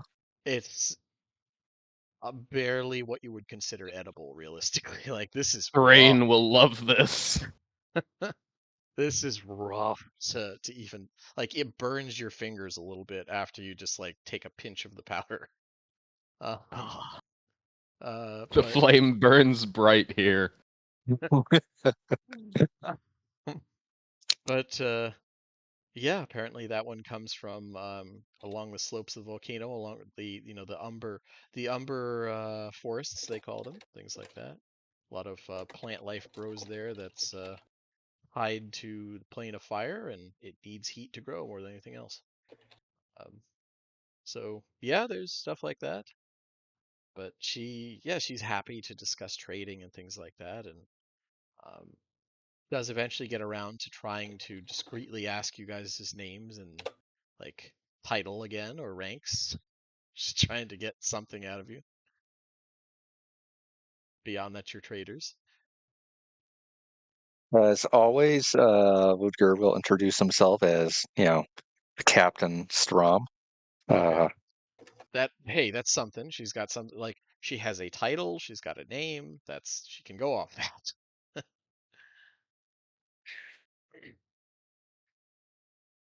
Does everybody else just stare at her and make her more uncomfortable? Pick is definitely putting everything in her mouth because it was offered for free. So she puts her little fingers in it and takes a lick of it. She doesn't double dip, but she Okay. does try all of the things. All This of them at black once. pot's Give quite me a nice. con save as you do this.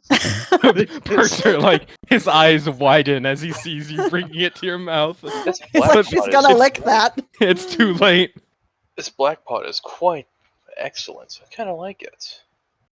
Yeah, Purser will do his usual, like Sir Purser Talon, Templar of the Alright, Silver, let's- Church of the Silver Flame.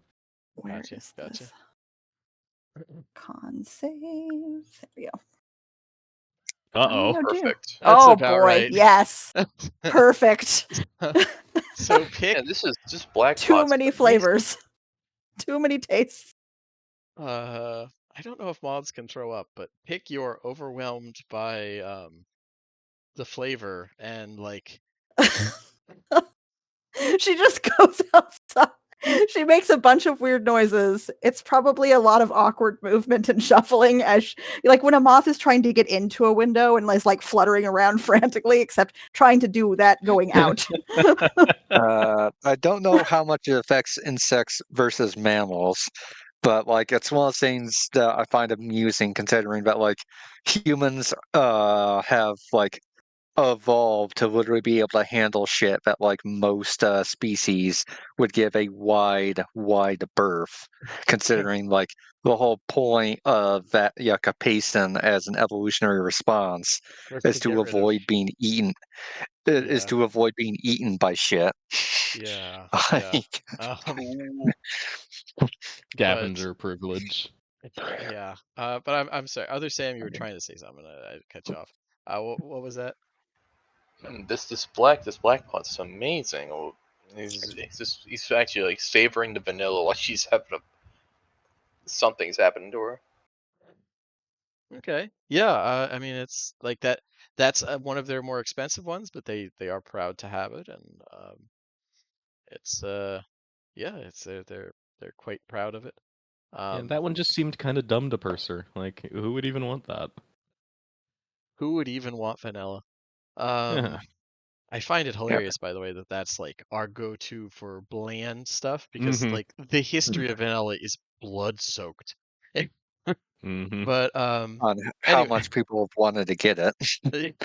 well, and just the shenanigans. But anyways, You know, so we have some Madagascar Mondays. You know, yeah, yeah. But yeah, she's happy to talk about that as long as you guys want, and like after about 2 hours though, she like she does actually have to kind of attend some sort of meetings, or we'll say more like she just goes to the docks and has to talk to her suppliers. But she asks you where you're staying, if you know yet, that type of thing.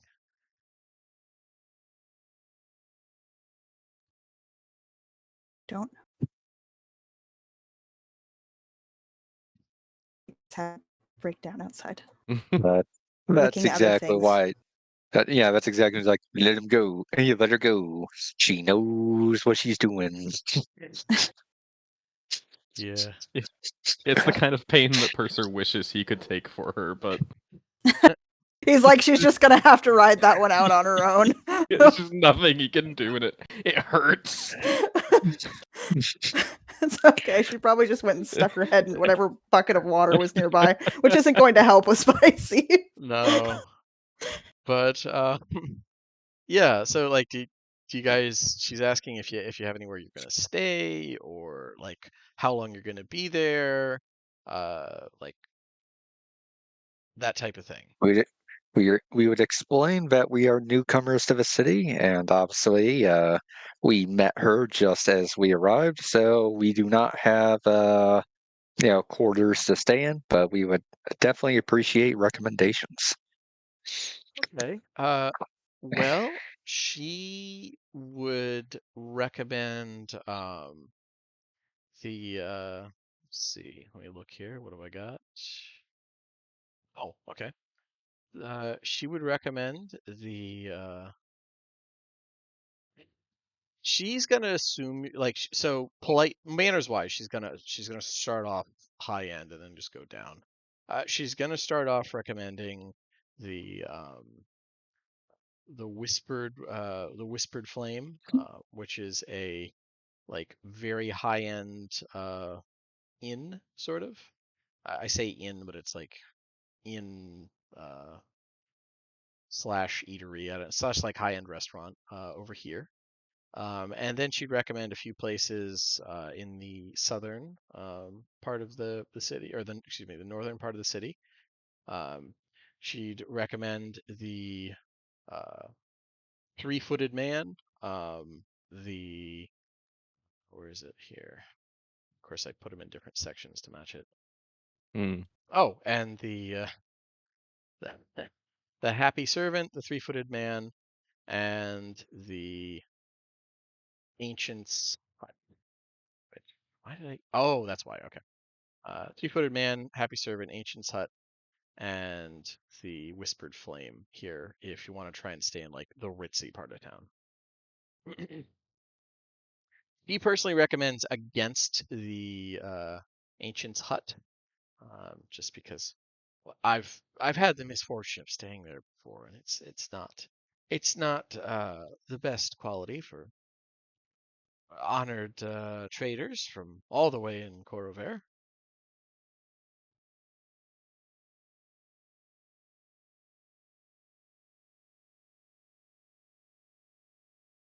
Yeah. I thank her for her recommendations. What time of day is it? When you guys got there, it was about 10 p.m. For some reason that switched over to a.m. instead of p.m. It's about 10 p.m., so it's about midnight now because well, let's say 12:30. It's about 12:30. The equivalent of noon, like a little afternoon. So the streets are very full, very busy right now. People just going about their nights. Okay. Just trying to get a idea of how much time we have, Mhm. because I would say a Ludger would, pretty much, explain that. Well, we want to, obviously we are on a like exploration mission to see viability of commerce. So at some point, if humanly possible, we would like to take a look at your shipping facilities as to you know so we know how much ships we can send and that sort of thing. So like checking out the docks, and of course you know potential like warehouses and stuff. She's willing to take you to the docks with her because she was heading there for a meeting anyways. So she's happy to Yeah. lead you down there. Yeah. Because obviously I don't really care too much about the warehouses, but if we can get a chance to like, have an excuse to do recon on both the ships we have to blow up as well as like the slave pens, that would be ideal. But also just general case of like, uh, just basically the sort of thing that we would actually be looking for if we were actually on a raid on a mission. mission like this. Yeah. Gotcha. Okay. Well, I'd so yeah, go ahead. I'd be surprised if an elemental galleon can even dock at a backwater like this. You automatically translate for him. Uh, I I translate that I hope these docks are large because my friend says he hopes these docks are large because we have Corvair has some sizable trade galleons. Yeah, she's dead certain that we've handled ships from all over, so it shouldn't be any kind of problem. Um, not comprehending what he actually said. Uh, but yeah, so you guys, she's not she doesn't deal in slaves, like just that's not what her family's ever done. The margins Oh. are higher, but so is the risk. They're relatively safe, like spice merchants. Hmm. She should get So the text, perhaps. yeah, Yeah. but I mean, even pragmatically, goods that can like resist you and like want to do their own thing are kind of awful to deal with. yeah, that's like it's the people who deal in it are like they tend to rise very quickly if they do well at it, or like more often than not, it just they end up losing their shirt over the whole thing, which kind of karmic if you ask me. But um, regardless, this is the docks area that she takes you to, just so you guys can like have an idea of what it would look like. Um, you see, most of the let's see, I'll go to the docks here. Okay. The docks here contain goods from all across the islands and even some things from the mainland. You guys think you see like it's not big, but you think you see taking off a Corvarin styled ship. Um, Probably pirate based off like what you're looking at. If you had to guess, this may be one of the ports that the few like they know better than to harass the runs that go directly to Stormreach, Mm. but this may be an occasional pirate stop. Um, that may I be think like this their is pretty close to Three Barrel Cove. yeah, like this is one of their this is probably one of the and that would explain why they have some experience with you guys, but it's filtered, we'll say. Um, so you see like one of those. Most of them are obviously more local styled ships. Um, but Biapo traders, you get the impression they don't go too far beyond the islands for a number of reasons. But the trade network is still impressive. Hick, you recognize things from a lot of the other islands that you've heard about. You see what looks Ooh. like something being unloaded in like lots of people cursing as one of the cranes unloads a half. Uh, it it looks like a firebrass, almost like a centaur or something. It almost looks like a drider. Not that you guys are aware of what those are, but it looks like it's made of brass, and the back end seems to be some kind of scorpion. It's not operative, but like there's multiple curses as it almost plummets into the water. Um, yeah, it's just they seem to be bringing things from all over. Um, let's see here. There's a fair amount of ships here, all hours, day and night. Biapo sailors coming and going along with clan warriors who seem to act as the merchant captains. Lizard folk slaves are frequently used on the docks. Natural skill at swimming makes them ideal workers. Although you do see they are carefully watched by their overseers, no more than 4 working at once in one group. Just this is the ocean. They're very good. They're basically saltwater crocodiles in that sense. They're very good at just going into the ocean. But yeah, that's your overall impression of the docks. It's just a bustling place. Like I said, you guys get looks, but you get less here than when you were going through like the little fishing villages on the river. Are there drow slaves on the docks, and are they being watched as closely as the lizard folk? Or is it So just an interesting thing you would note here is you see drow with the equivalent of like scars around their neck where they probably had collars. But even here, it seems like they they kind of had to do at least an unofficial freeing just so they could try and get their numbers up. Like you get the feeling that so many people, so many drow died that a lot of the slaves from mm, tribal groups they brought in, they kind of gave them like from what you've heard from your two friendly clan leaders, everywhere had to do a blanket manumission of drow just so that they could okay. avoid potential inbreeding in the near future because they don't have the numbers anymore. That makes a If lot you'd of gotten sense. here before the plague, they absolutely would have had a lot of drow slaves. But right now, a lot of them just kind of replaced the working class that was there before that Okay. was hit so hard. So it's interesting in that it wasn't racial before. There may be long-term effects of it where like that's maybe that'll end up being a taboo, but it isn't at the moment. It's just a practical thing. hmm They'd be happy to have drow slaves. They just can't. They can't keep them slaves if they want to survive. Uh, so yeah, that's the circumstance right now with that. But yeah, that's your overall impression of the docks as you look around.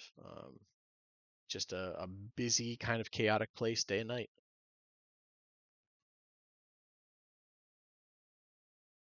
They obviously taking a general's like note of warships versus cargo ships, basic tally as It's and mostly cargo. You do see oh yeah, one or two warships, but yeah. I fully expected that. Just basically the idea of you know Ludger makes a mental note that once we have a bit of privacy again to mention like obviously we're trying to destroy their their actual like warship fleet.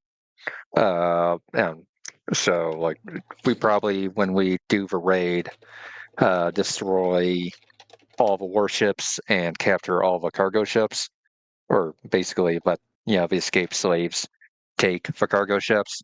That way, when we sail back up river, it's going to be an easier sell of like, look, it's a shit ton of cargo ships. Clearly we're just sailing back to Mishann. We're not here for trouble. I Uh, don't I don't think we'll need to sell it that hard. The other like city state along the river was fairly minor, if I remember correctly. Yeah, the immediate one, they are also a lesser clan, and unlike this one, they have no ambitions beyond it. They pretty I was much talking follow about the the lead of alchemists. Gwynedd. Yeah, the Gwynedd Cult. The I one sitting on the edge of the lake. Yeah, I don't think Gwenna like cares what we really come back with as long as it's not in Bialpo's control anymore. Yeah, there was a certain element of that. He's a pretty reasonable guy when it comes to practical stuff about a lot of things. Um, So, what does the security feel like around the docks? Is it like low security, a little bit of chaos would destroy everything, or is it like well-ordered militia type? you so that's a good question. Investigation check just to like see beyond the surface here. Because it is a foreign culture you're just trying to get a vibe for. I Just would as you say walk is through. Wow. never mind. You know what? He has advantage. But yeah, it's hard to tell. It looks pretty ordered to you, but at the same time, there's a fair number of slaves here handling the loading and unloading. So maybe something could be made of that. It's just you're not sure. Yeah, From a Perch casual is not a glance in. trained spy. Totally not. Yeah. So, Yes. I was going to say, like, as someone who was in the army, I would like to take a look, but my investigation is absolute dog shit. Uh, Fuck it, why not? Uh, trying to use my military background to see if these guys are more like police that are more concerned with like Thieves. basically armed more with like truncheons and whips, or are they actually like Okay, if you're well going to use armed your with like soldier background for that, since you can't really use your rank most of the time, yeah, I'll say that could give you advantage in this circumstance. Like the rank yeah feature's fun, but it's like, where is it applicable in a fucking foreign continent? Okay, okay advantage is a good thing in this circumstance. So, your takeaway here is as you walk down the streets and look at things, one, you get the feeling that like it's not a numbers game. The slaves they don't have that many here. Um, and they're certainly strong enough, but you get the impression that the slaves here, they're probably not given dock duty if they seem particularly rebellious. One. Two, looking at the actual quote unquote guards, who there's not a lot of station guards. They just seem there's so many traders, and like part of becoming a designated clan warrior in Biapokol or in Biapo, the Biapo clan, is that you're trained to basically be a merchant captain. That's part of the whole shtick. And interestingly enough, while you see a lot of what you would probably say are the equivalent of like conscripts, they're the most common ones. Um, they're probably not particularly tough in fighting. They've got something to them, but not much. Uh, the merchant captains, looking at them, they have a strange club with some like faintly glowing blue lines on it. Um, a dagger, which they seem to just use in day-to-day work, and bundled up, like tightly tied to their back, what looks like a net, um, made of some type of um, like it almost looks like seaweed, but it seems unlikely. Maybe they made a net out of seaweed. That doesn't seem very helpful, but um, yeah, they seem to be armed with a net, a club, and a dagger on average, which doesn't say that if they're warriors, they're warriors who are not specializing in like killing the shit out of everything they meet. Um, like the clan yeah warriors you but ran into from the Wayrub, Olenquai, um, from the like they have all had a weapon specialty and they were all pretty lethal with it. These ones don't seem to have lethal intentions in their weapon training, um, for whatever reason. as I thought, it's definitely a lot more like for lack of a better term, military police than like actual like infantry, if you know that's sort of thing. Mhm. Like a lot more about like obviously capturing people or subduing people than killing them. Could be. It's definitely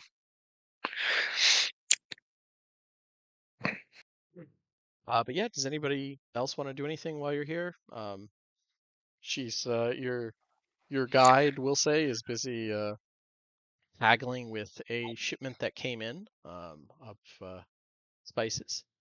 Is there anything you guys want to do here, or you want to go elsewhere in the city? What do you want to do? Well, is there any slaves that are not being completely watched over right now? Hmm, they're pretty careful with them on the docks, but give me investigation. There we go, because you're actively looking for something. This feels like investigation. I think I'm okay at that. Yeah. So you think you see one slave will say over here, where would be a good spot? I would say over here, while there's like a drow soldier over, he's busy smoking something, just sitting on a barrel, not paying too much attention. This one's a fisherman, or at least handling a fishing boat, and this overseer seems to be going over and is viciously chewing out this particular lizard folk slave. So if you wanted to speak with this one, you could, theoretically. Probably not very long, but you could without any major issue. I will probably try to just do a quick conversation with him and he knows I'm not a drow, and judging by if he's been paying attention to the weird outlanders, you could tell that he does not like he's drow, just by his mannerisms. Okay. But he'll just start like What talking to him. languages do you speak? I speak Common, Mhm. Draconic, Elvish, and Giant. Okay. Draconic has enough in common with their variant that you're able to get across a fair bit. I'll probably just say something. I'll ask him. How much? Basically, a question of how much time you think there's left before you're out of here. Um, this the lizard folk doesn't like really respond immediately, but they're definitely, you see the eye, like the pupils widen a little bit when you speak to it in a language it's familiar with. And I would You say Draconic. I'm not one of them. I despise these people. give me a persuasion check, to try and convince it that you are not. This isn't some elaborate ploy. Could I have advantage? Why? Because I asked very politely. At least you're Well, honest. I gotta respect the hustle. I mean, if somebody else is willing to give you theirs, then yes. I would But I say think I'm trying to I would maybe I can have advantage because I'm speaking his language. I'm actually trying to speak to him some on of his his level. masters speak Draconic. They have to scream I with would them. say, Like, no, yeah, honestly, like 16's probably not a bad roll in this yeah, situation. yeah. Like, You're not gonna flub it. Like he is. I will say, like 16 is enough so that he's at least willing to engage you a little bit, and he will say, he'll kind of like look at you. One, especially if you're not wearing your mask, you don't look like a person, like you don't have scales, but at the same time, you're not like, you don't look like the people who captured and enslaved him. So you're weird enough that he will ask, you are you of their under under the canopy root tribe? You look strange. We let's just say they. I would say yes, but we're very different. We grew up in completely different places of the world, different where this is not acceptable. What they're doing to you. He doesn't get that part, but he nods and like, yeah, he's very familiar with the grow up somewhere different, you're different. That's an old thing for them. Um, and yes, I I am not sure how many suns must come and go before I have become free. Here I do not often get time to save the metal they say makes us free. Mm-hmm. And I'll whisper this into Draconic, saying, "Be ready at the docks in a few days. You'll know when it's time." And just walk off. Try Okay. to gather as try to get the word out, but make sure they don't figure it out. The them. Okay. Let me roll something here to. Yeah, that I don't like. yeah. Yeah. So you walk off, and he just watches you for probably a moment longer than he should, before he catches the eye of the his taskmaster, who doesn't look happy. He's just looking like it's not Monday, but he's got a case of them, and it's one of those days where it's like, he doesn't even know if he has the energy to raise the whip to whip at these guys. But regardless, he's heading over and he quickly gets back to work. And yeah, Just the endless slog of slave tasking. Yeah. that was a It's Squidbillies a quote. hard, frustrating life. Man, you should not have let the abolitionist in this party in this moment. No, that was the point, dude. Like, this is in no way, and the whole point of this is to give you guys things like kill. Like, there's no guilt. You don't need to feel guilt about fucking up slavers. I wanted to make it It's a little always gray. the ethical.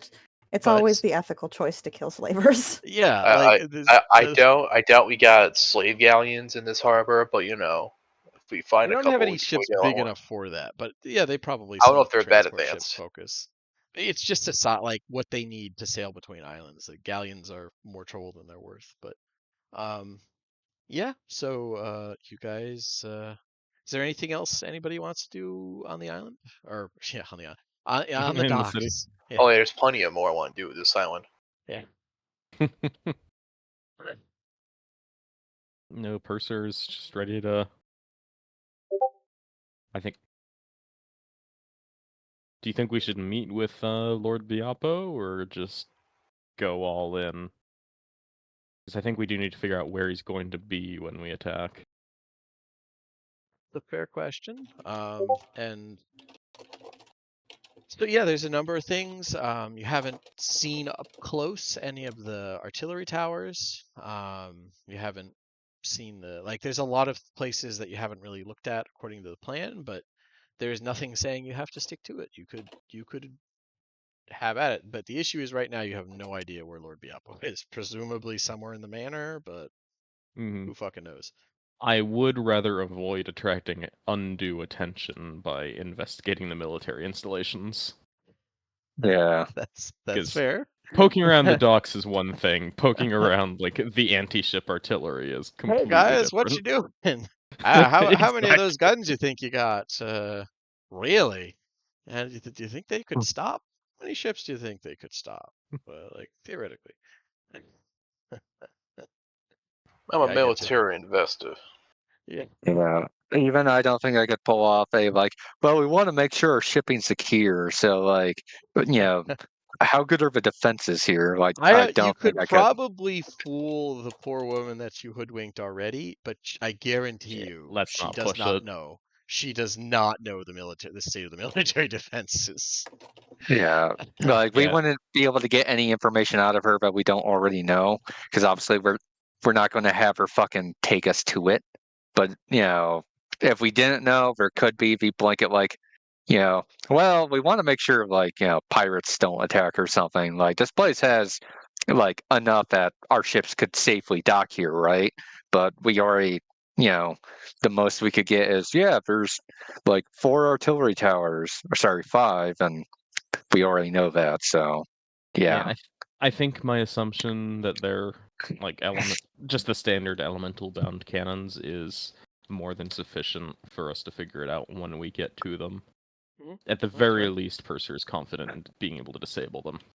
Yeah, I mean, there's the main reason you're confident is if it's magic or mechanical, you smash it and it breaks. Like Exactly. you're morally certain of that part. So yeah, ideally, I'd like to be able to turn them against their own ships, but I can settle for just destroying them. Oh, I've been meaning to ask. These bridges, would we be able? Okay, because I was thinking of as you whether or went not over one of our them, it was in the process of pulling up to let a fishing boat through. Yeah.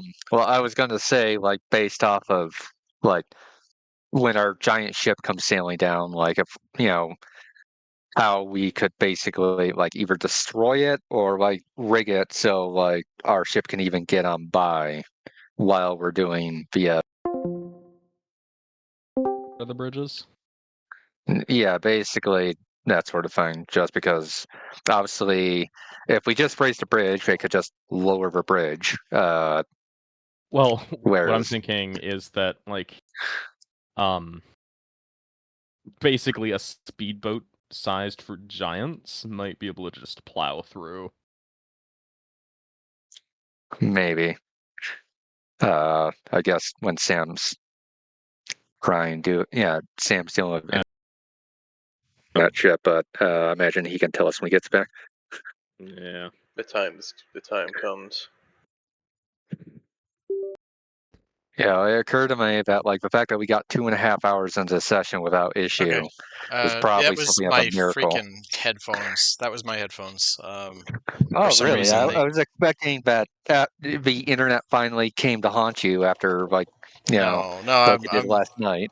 No. That's for some reason my headphones aren't holding a charge rate lately. But yeah, anyways, so I have backups. So yeah, you guys are. You were asking about the bridges before you got really quiet, Yeah, and I said, "Oh, Yes. could our speedboat just plow through them? I would Could not we like recommend destroy plowing them? through it." But Okay. you like they're very solidly stone bridges, but you could demolish them with the cannon you have on it. They open and close. You could get through them that way. Also, like I said, that it's only one cannon on it, but that's strong enough to demolish one of these with a couple well-placed shots, or at least punch a hole through it. That should be sufficient then. Yeah, Mhm. so we don't need to worry about it on our end. It's 10 die 10 force damage. Like it's pretty good. Yeah. So, but yeah, that's hopefully that answers that question. Where else do you guys want to go? What do you want to do? So I think I'd like to see if our new friend can get us an audience with Lord Biapo. Okay. Um, like, do you just kind of politely wait for her to finish trying to haggle with the her her her shipment of stuff coming in at the docks, Yeah. or yeah? Okay, Yeah, that's Yeah. fine. I would say the way that I would translate would be along the lines of, you know, less than we want to go see him, and more or less, we would at some point, if we want to, if humanly possible, we want to see who's in charge, or at the very least get an idea of what his schedule is going to be like, so we could like figure out how it works into our own plans of meeting him. Obviously, he's going to be a very busy man, so we understand it might take some time. okay. Um, yeah. So she will say, "Oh, the clan head. Well, he's really been a blessing. I can say that confidently. No other clan head has done as much to elevate Biapo as he has. We were all worried when he felt the touch of the plague, but luckily he survived. Um, but yeah, I of course I do regularly. It's impossible not to see the man when you live in the southern end of the clan hold. I haven't spoken with him too recently, so I'm not immediately familiar with his schedule, but I do, we have spoken before, and I definitely can tell you Oh, that of course. he's Of a course, it great can't be leader. helped. He's a very busy man. I imagine it's difficult for anyone to find the time to meet him one on one. Right, exactly.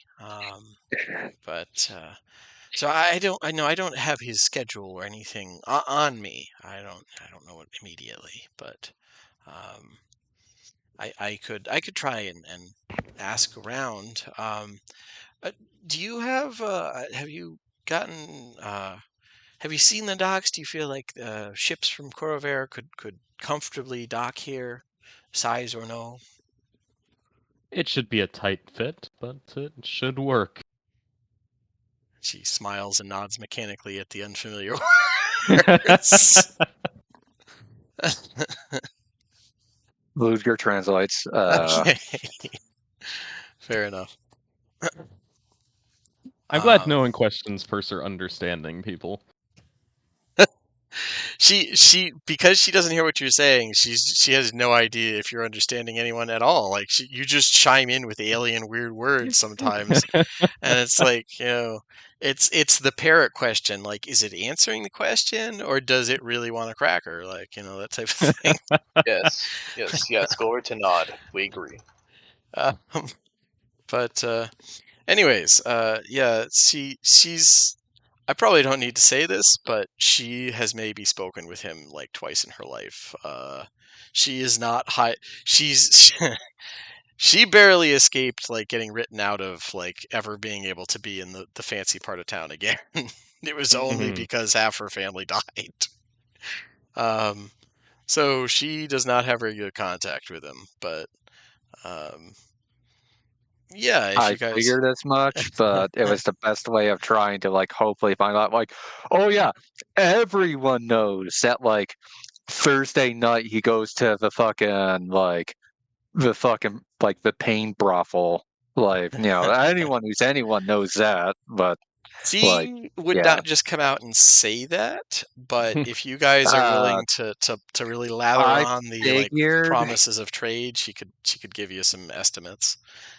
yeah, it's definitely we're trying to, as much as we can get that sort of thing, but we also understand that like we, I know she's too low on the totem pole, but like we're trying to get what we can without like really, we obviously you don't want to uh shame her by basically going, by going like, yeah, so you don't actually know him, do you? Like that You sort of could thing. you could see that, but it might be bad.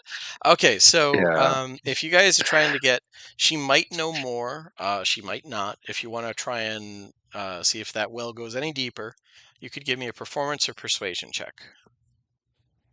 Give me 1 second, please. Mm-hmm. See what I got.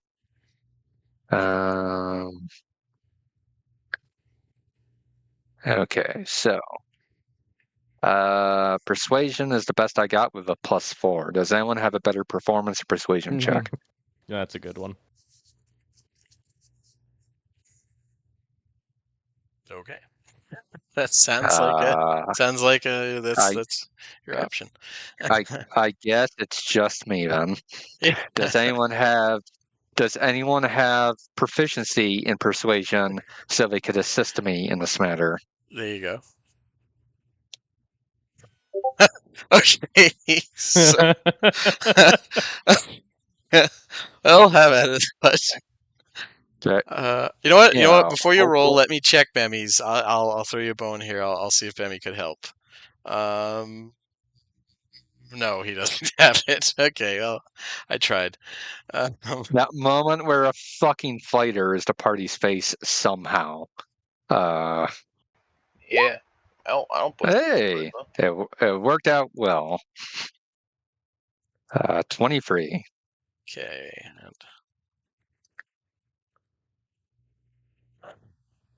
Yeah, with the 23, it takes a lot of like back and forth for, oh, I know he's an important man. Oh, he is an important man and great, definitely not like feared and hated.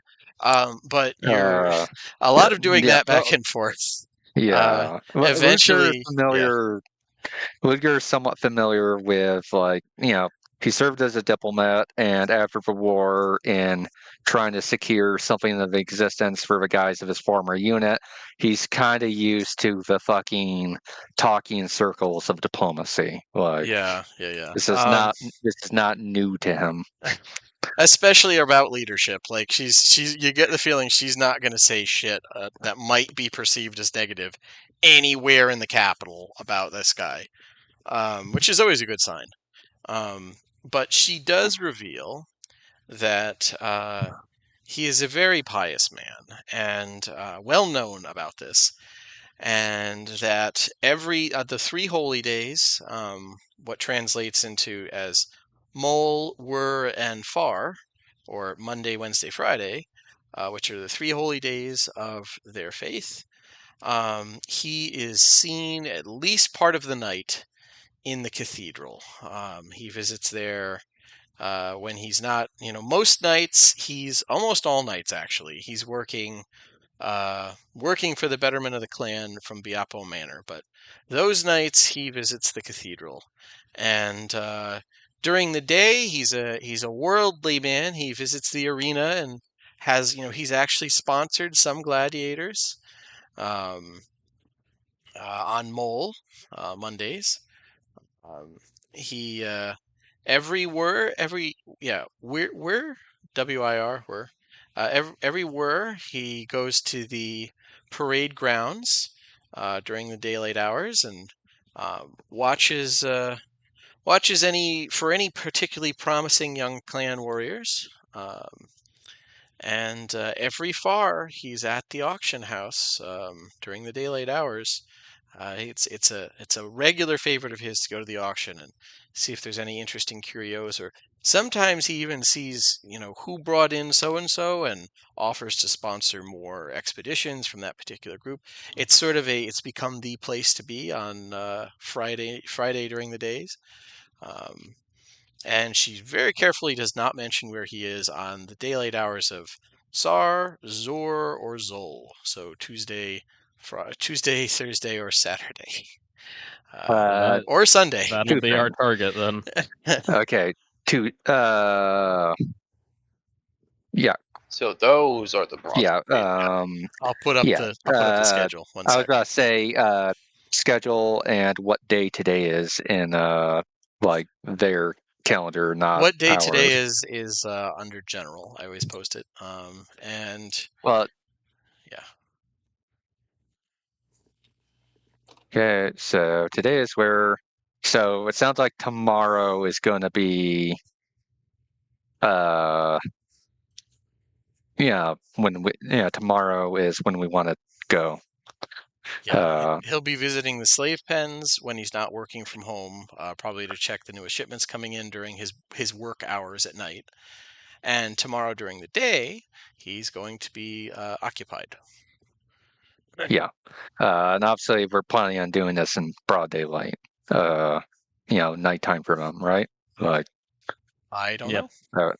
That. Okay. I think that's for the best. Yeah, I was gonna say that's more addressed at the party than the DM. Gotcha. Okay. Kill him in the middle. You're killing in the middle of day or in the middle of night when we killing them?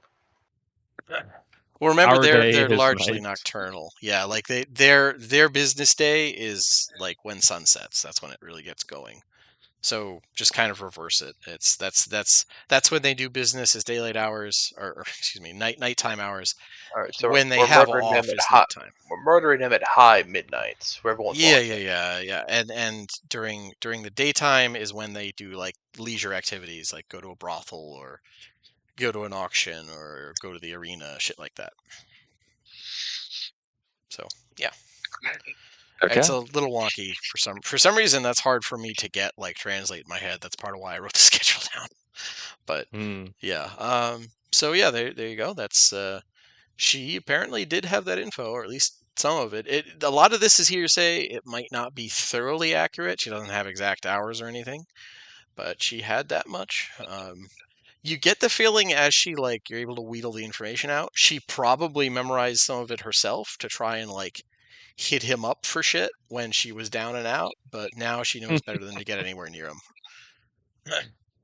Now she doesn't need it, so she's just using that to avoid the fucking wherever he is, because he's apparently a figure that nobody really likes, despite her claims otherwise. Everybody loves him if you ask her, but you do notice thou doth protest too much, I think. But yeah, It's okay. Her association with us will give us everything that she deserves. right. Yeah, that'll definitely end well for her. She's had bad luck in the past, but this is probably the sign of things turning around when she met you guys. But yeah, Definitely turning somewhere. What do you want to do with that info? Yeah, I think attacking tomorrow during the day when he's at the not good place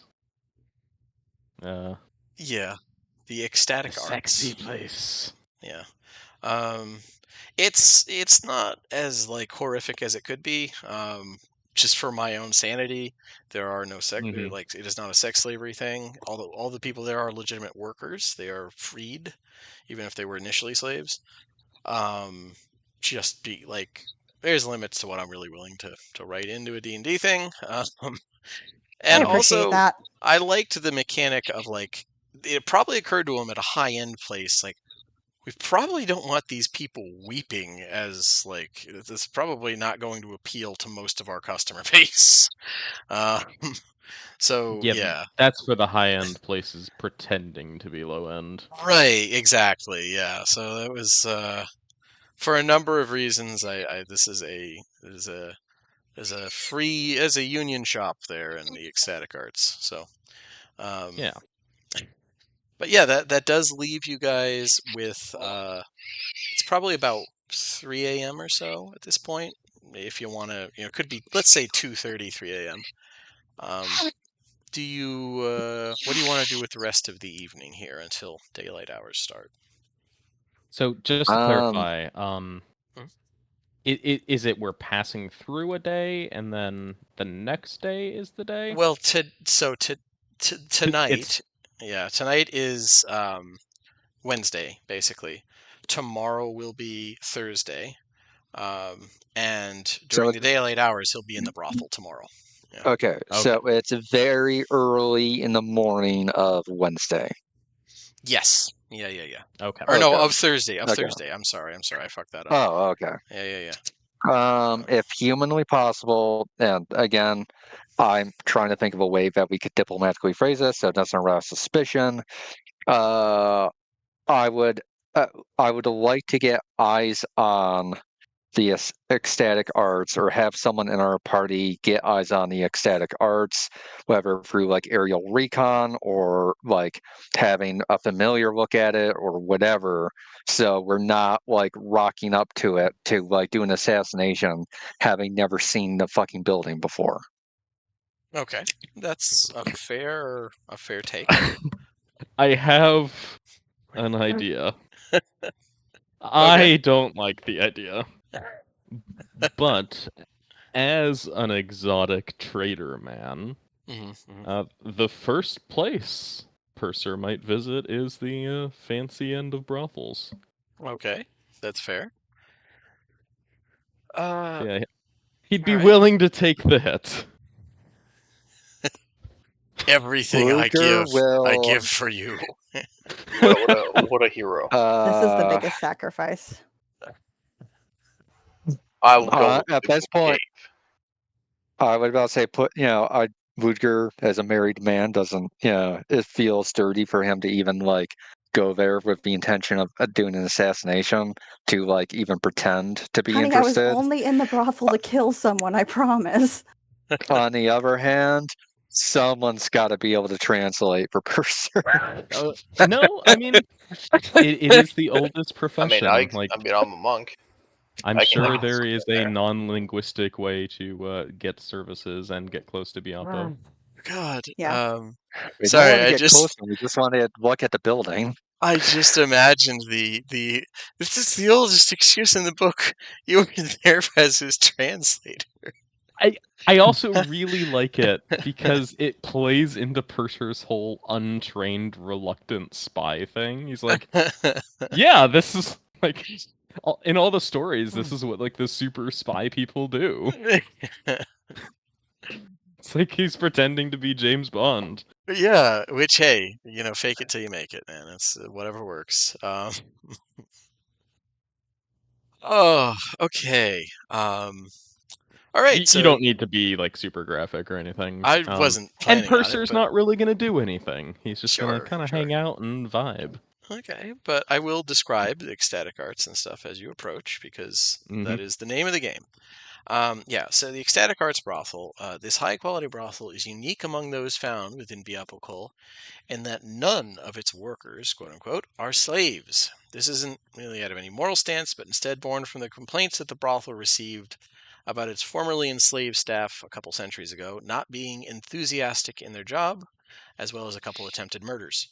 After trying several things, the owners reluctantly started using free workers, and have, ironically, it has ended up helping them, despite their distaste for it. They've been able to charge even more to wealthy and affluent clientele now that we have to pay our workers. Um, the prostitutes here are from all races on the islands. Both groups of Drow, Zulatar and Volkor tribes, um, Luatesh lizard folk, Dricalic thrycreen, and even surprisingly, as you guys walk up, you recognize a halfling man and a human woman, like uh, Corvarian. Tricreen are working here? There is a single Dricalic thrycreen working there. Yes. Boy. I had been wondering if we'd see any of the civilized races here. Well, you just saw one of Pix people, so yes. Yeah. Oh, bug people, clearly the most civilized. Of But course. yeah, so you have a wide variety of choices available.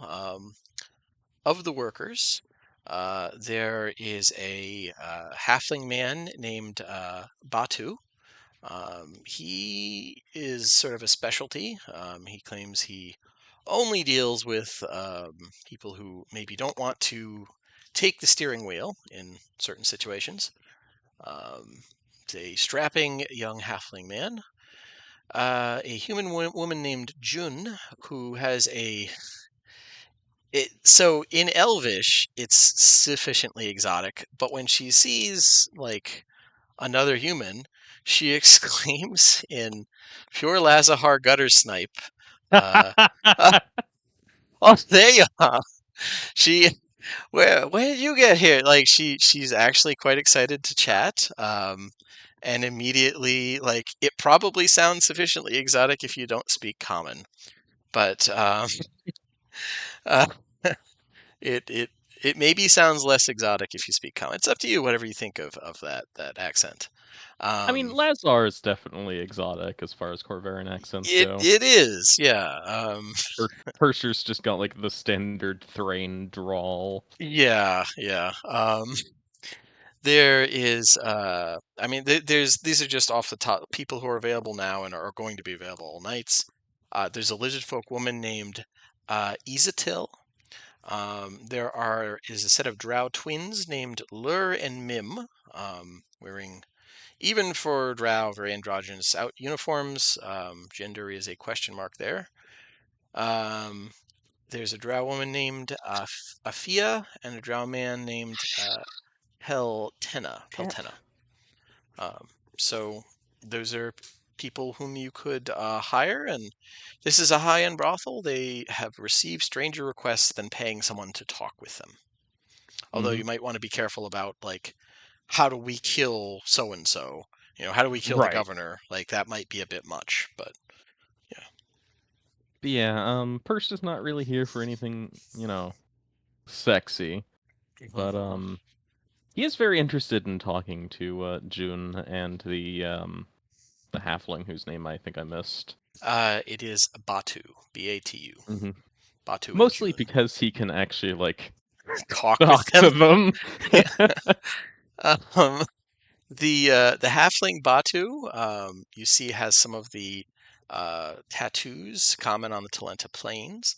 Kind of looks you up and down and snorts a little bit, and before you say anything, goes over and fetches a bottle of something similar to gin and says, "No offense, lad, but you're not my normal type, but all right." And he's not saying no, but he's going to need a drink.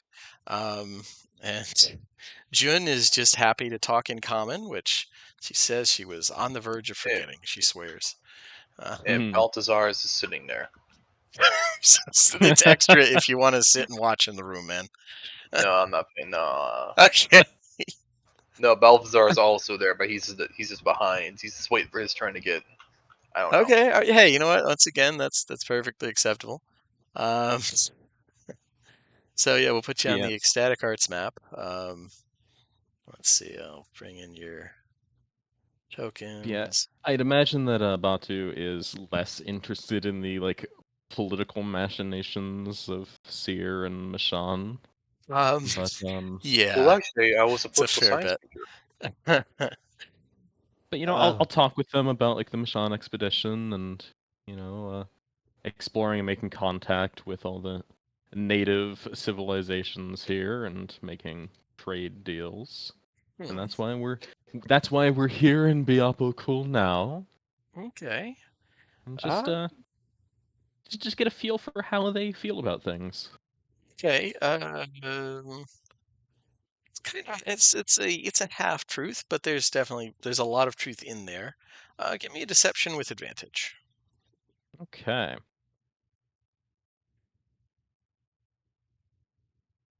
$11. Okay. So uh Super spy Batu purser strikes again.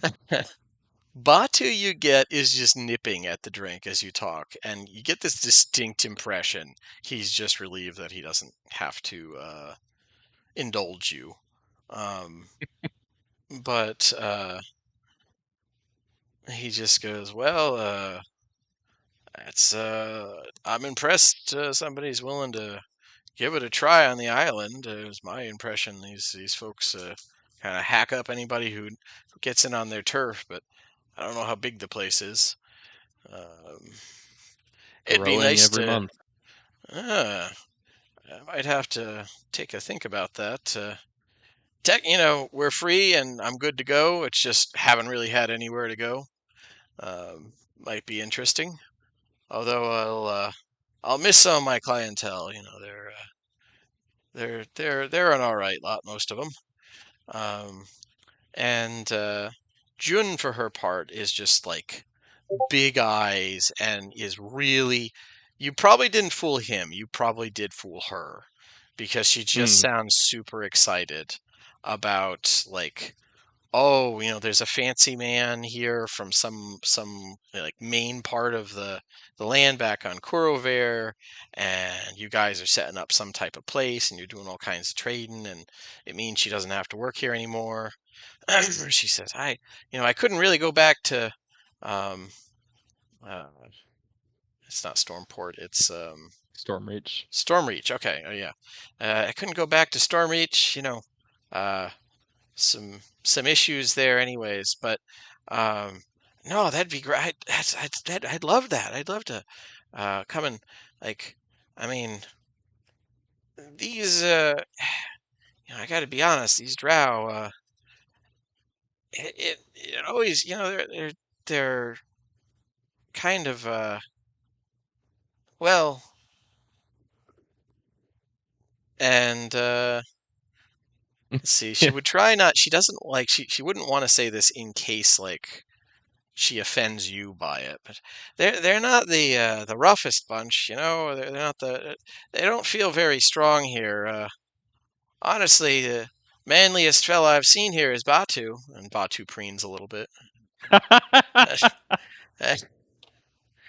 and But Talenta Rizz. yeah, I mean, yeah, he rides dinosaurs like the Chad he is, but. Yeah, that's it. It sounds they're happy to hear about another settlement, and they both seem pretty interested in that. And Yeah, is I it, guess as part of it, I'll like extend a formal invitation to both of them, but not like in a pressuring way. Just like, they yeah. seem to assume that's why you brought it up, so it's a good thing that you extended it, because otherwise they might have showed up someday. Uh, but Yeah, he's just talking, getting the feel of things. okay, yeah, and she'd be a little hesitant about it, but she would eventually bring up if you wanted like any other thing handled while you were here, that type of thing. But because you did pay for I would say it's about a 2-hour period typically, and it's let's see, for place this upscale, I would say it's probably about 20 gold for 2 hours per worker, so 40 Okay. gold for both of them for a 2-hour chat period. Yeah, or whatever that's period. fine. Okay. And do you want to ask them about any schedules or any particular so and so? So I'm just gonna ask them like what they know about like the various merchant houses and see if I can get some of that insider scoop. Okay. The higher, the better. Yeah. Yeah.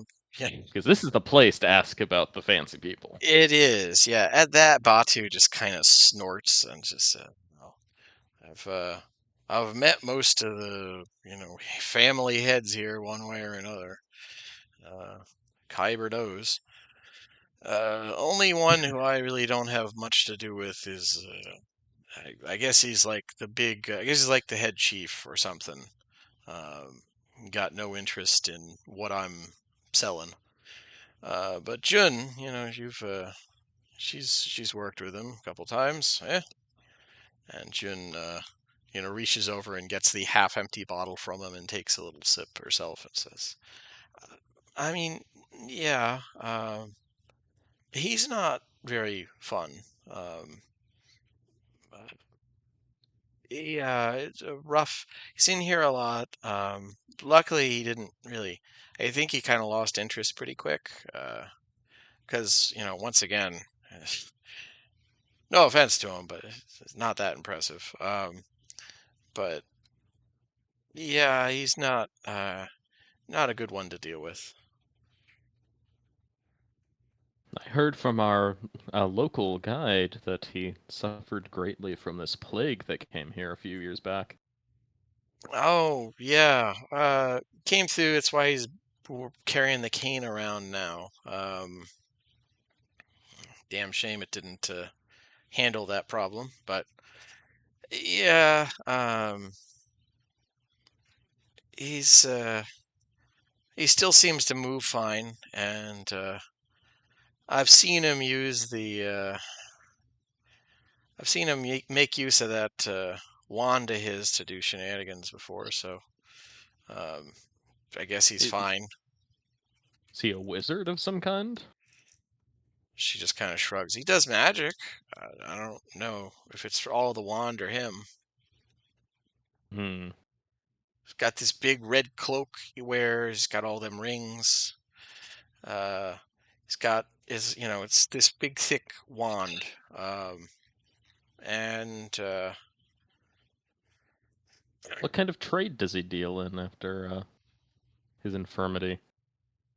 I heard something about an auction house. Is that slaves or? well, I mean, I think he's in charge of everything, isn't he? Like everything everybody else deals in, he deals in because they're dealing in it, right? Isn't that right? I guess I'd never thought about it like that. She Super- nods sagely at that. Like, yeah. Super spy purser. Well, I mean, yeah, they're all slave dealers out here. But yeah, he goes to the auction house. I heard. I tried to visit there once. It's not real fun going through the city too much. Everybody gawks. But yeah, it's got some stuff sometimes. It's all too expensive, but there's stuff there. He goes there. I don't know why he visits here, but I know he regularly goes to the slave pens. It's I think part of why he visits here is well, it's kind of to be seen. A lot of people come here. Usually the only regulars he visits are Eltazil, Lur, and Mim. I mean, could talk with them more, but I heard he's got plenty back at that estate of his, but he kind of goes through them pretty quick. So I must admit my Elvish isn't up to snuff to talk with many people here. wow, But you're gonna have to change that if you're here on the island. I know. It just ain't bright, wizard boy. Yeah, the rest of my team has been telling me as much. But yeah, I'll spend the rest of the time just chatting with them and just schmoozing, not really talking any business, just Yeah, making June them is happy positively. to talk about anything related to like back on Corvair. Oh yeah, I'll like give her like the news of what's happened since she left. And Yeah. when did she leave? About 8 years ago. Oh, So that's yeah. Is that war still going on? I mean, she's heard that the war ended, but she's heard tidbits from the occasional pirate. Like she has not gotten any kind of strong picture. Right. I was talking about like all the Syrian refugees having to find a new home and She's like, I heard there was problems. Yeah. I don't get why they don't go back to Sire. Yeah. Um, yeah, Batu, yeah, Patu for his part is happy to just get drunk on your dime and listen, but I he's can live with that. you get the feeling he's mildly bored, but he'll tolerate it. You're paying, so Yeah. At a moment when I have Jin alone, since I don't really trust Batu to not instantly rat me out. But once I yeah, have he's her happy to alone, go and pick out. Like you get a feeling he doesn't hate work. He's happy to go back to it. It's like yeah. yeah. And I'll make it clear that I'm more interested in Jin, just so Yeah, he just shrugs. It's yeah, that's fair. You look awfully frail there. That's fine. And he waddles out and goes and meets with a older drow woman who seems very excited to see him. yeah, I'll just keep talking with her some more. And before we go, I'm gonna mention that if she does want to come to Mishann with us immediately, our ship should be arriving to pick us up today, and it should be a spectacular arrival. So that'd be the time to join us. Otherwise, she can send us a message somehow. Oh yeah, oh yeah. Is it like a big ship? Sure, yeah. Oh yes. She completely misses any implication that you're putting down that this would be a violent arrival. You'll know it when you see it. I don't know exactly when it's arriving, but it will be quite spectacular. He's just all right. throwing down the Rizz, Yeah, yeah. She's dazzling her with excited. showmanship. Yeah, yeah. I mean, It's it's James Bond. He's got to have a Bond girl. Exactly. See, that's what yeah, they have in all the stories. yeah. It's not a super spy without a Bond girl. The ship would First, be here in an per- hour and a half, by the way, after you guys call it. Just to put that out there. yes. So, yeah. I didn't know when I told her. Just because I know when it's going to be summoned doesn't mean I know when it's arriving. Right, right, yeah. So, what do you guys want to just hang around the brothel here for, like the rest of the day until this fellow shows up, or like what do you want to do? I think we should leave and reconvene with the rest of the party, share what I've learned, and I just imagine everyone else is sitting awkwardly at the bar, like drinking water Nah, and I'm not going to speak for anyone else, but Ludger stayed at the merchant house because again, like he just okay. it doesn't feel right. Uh, There's to be, that to be elven here for got you acting unwise. I got you. Okay, yeah. fair enough. Yeah. Just So because I'm married to a half elf, that's drama Ludger doesn't need. Oh, you're chasing those full elf girls now, huh? Well, half isn't good enough for you. I'm not going to say anything. I can't win no matter what I say. yeah, it's very. I mean, And that's why Balthazar said nothing. yeah. I mean, Well, Percival whoever. probably wouldn't be here if he wasn't single, so. That's fair. I I can't will talk. say, Wizards may remove me. if anybody was at the Ecstatic Arts and you wanted to purchase services, you can remove one level of exhaustion having partook in those services, if you have any. But barring that, you guys can meet up back at like. Are you just hanging out in like the front of the merchant shop, or are you hanging out in her like her warehouse area, or? how are you lingering?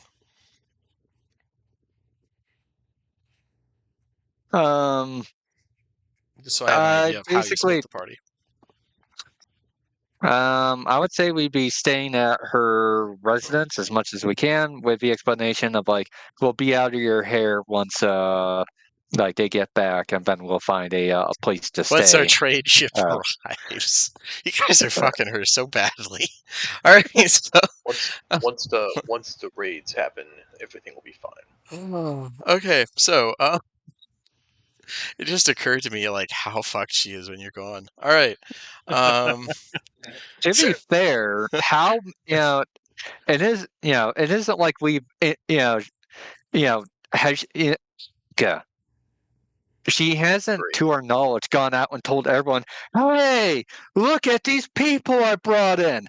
I'm with them." Like, I mean, there might be a few people, but for the most part, like, it isn't like half a city knows that, like, I'm tracking that, but there will be like if you guys succeed, they're going to investigate how the fuck a bunch of foreign assassins got into the city. Like, Yeah, I was kind of hoping I'm that she very would tempted introduce to. us to Lord Biapo, so it'd be like, wait a minute. I So, think we may need to kidnap her for her own safety if this raid. yeah, I was gonna Oh. say we might either want to like do that or send a message to her right before Shiko starts of like, you may want to leave town for a while because you it might be very unhealthy for you to stay or I something along I those lines. I don't think we should warn her. Slavers and slave owners deserve what they get. But she doesn't. She doesn't slave, but I'm sure she had slaves. there Oh, is I a don't okay. think lizard folk slave at the front of the shop. Yeah. Yeah, Yeah, this isn't the city where you get big or wealthy by not doing slavery. To be fair, she's fucked it up so badly they only have one slave left at this point. But Still. incompetence does not necessarily mean innocence. Exactly. But yeah. Anyways, so yeah, you're not jumped in the streets or anything. And yeah, you meet up, and what would it's how do you want to approach whatever you're doing in the future here? There's military installations to storm. There's gladiatorial arenas. There's leaders to kill. There's all kinds of fun activities to do in this awesome city. okay. So, at hmm, I would say above all else, it's going to be obnoxious and it's probably going to raise the alarm fucking instantly. But we have to take out the fucking Lord first. Mhm. Because if anything else goes down, like if, at any other point, if we fucking do anything else, Mhm. that's going to instantly fucking raise the alarm and he's going to go to ground. He's going to leave a fucking brothel and then we're fucked. Yeah, I will say they made So it pretty clear that the manor he has is like just a looking at that, fortress. you could see guards. Yeah, that is a fortress. Like people have tried to kill him So before. So it's one of those things. I would like to do things quietly, but the basically we have to hit the ecstatic arts first. If we can do it quietly, amazing. Even if we can get a 10 or 15-minute head start without raising the alarm, that would be good. But that is a no fail objective. We have to start with him. I would. Okay. So Um, it sounds like that's above all else, start with killing the Lord. After that, what if anything do you guys plan to do? Just so I can have it ready. So I would go ahead. So I think the assumption I made in the plan was once we take him, whatever happens there, Uh-huh. that's going to be the start of things going wrong. So that's when we need to move to the docks and get going. Okay. If we wanted to do the arena stuff, I think we need to have at least one person go there and maybe round up a few people. I don't know how large scale we want to go there, but I mean, Pick could always try to sneak in and pick locks and talk to them. You could. Yep. There's gladiatorial pens basically outside the arena if you wanted to try and work that. And if that does cause some chaos, that might be like the point we attack him. Okay. If we have the rest of the team waiting to move once, like, he has like a messenger come and tell him what's going on, he starts to rush out, then we take him. Yeah. I was about to say, like, that could be a thing of we could have Pick, and I hate to split the party, but she's our fastest person because she can fly, literally. Yeah. Have Pick try to pick locks and start a like Mass a breakdown. kerfuffle there, as well as like, hey, head to the docks if you want to get out of here. Raise hell on the way. And if we either see a messenger show up for Lord Biapo, we go and kill him, or we wait, that's the backup. Otherwise, we wait for the Pick to return, and which point we would go ahead if things go according to plan. But yeah, again, basically have it be so Pick is tracking that, like, if you get spotted in any way, shape, or form, abandon the mission. Yeah, just run back. Run back. It would So- pretty much try and be But- sneak, let them out, and then. But ideally, it's a case where like you can find the more like not heavily watched places, pick those first. At which point you have you have guys that can attack the guards to allow you to open the rest of the pens, and then basically tell them, hey, head for the docks, and Okay. free as many of your people as possible. But Okay. if anyone thinks that's not a good idea or if they have a better plan, I don't want to like dictate stuff. So I think we should time the message so that the ship will be here in about, I don't know, half an hour after we start. Mhm. I don't know offhand what would be good timing there. But Then it's all about getting them out. Good Yeah, thing well- that's why I wanted my masks to not be noticed, because now I can actually get to work. You can do Batman stuff. Yeah, that's fair. Okay. I'm a Yeah, monk well- with good reflexes and a lot of movement speed. Can I wall run yet? I think it's next level. I don't know offhand. Yeah. We will need Bemi at the cannon with Purser to Yeah. negotiate with the elementals. Yep. That would make sense. Otherwise, I would have wanted him to go to the arena with Pick, but that might still be worth it. I don't know.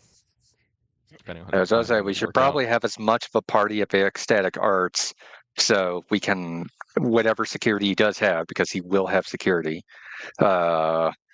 We can, again, we want to literally be in and out, kill people, kill them and get the fuck out before anyone has any idea what's going on. At which point, we have to like book it towards like the cannon, the cannons. Yep. And we'll have to hold the docks until our ship gets there. Which will be interesting. Yeah.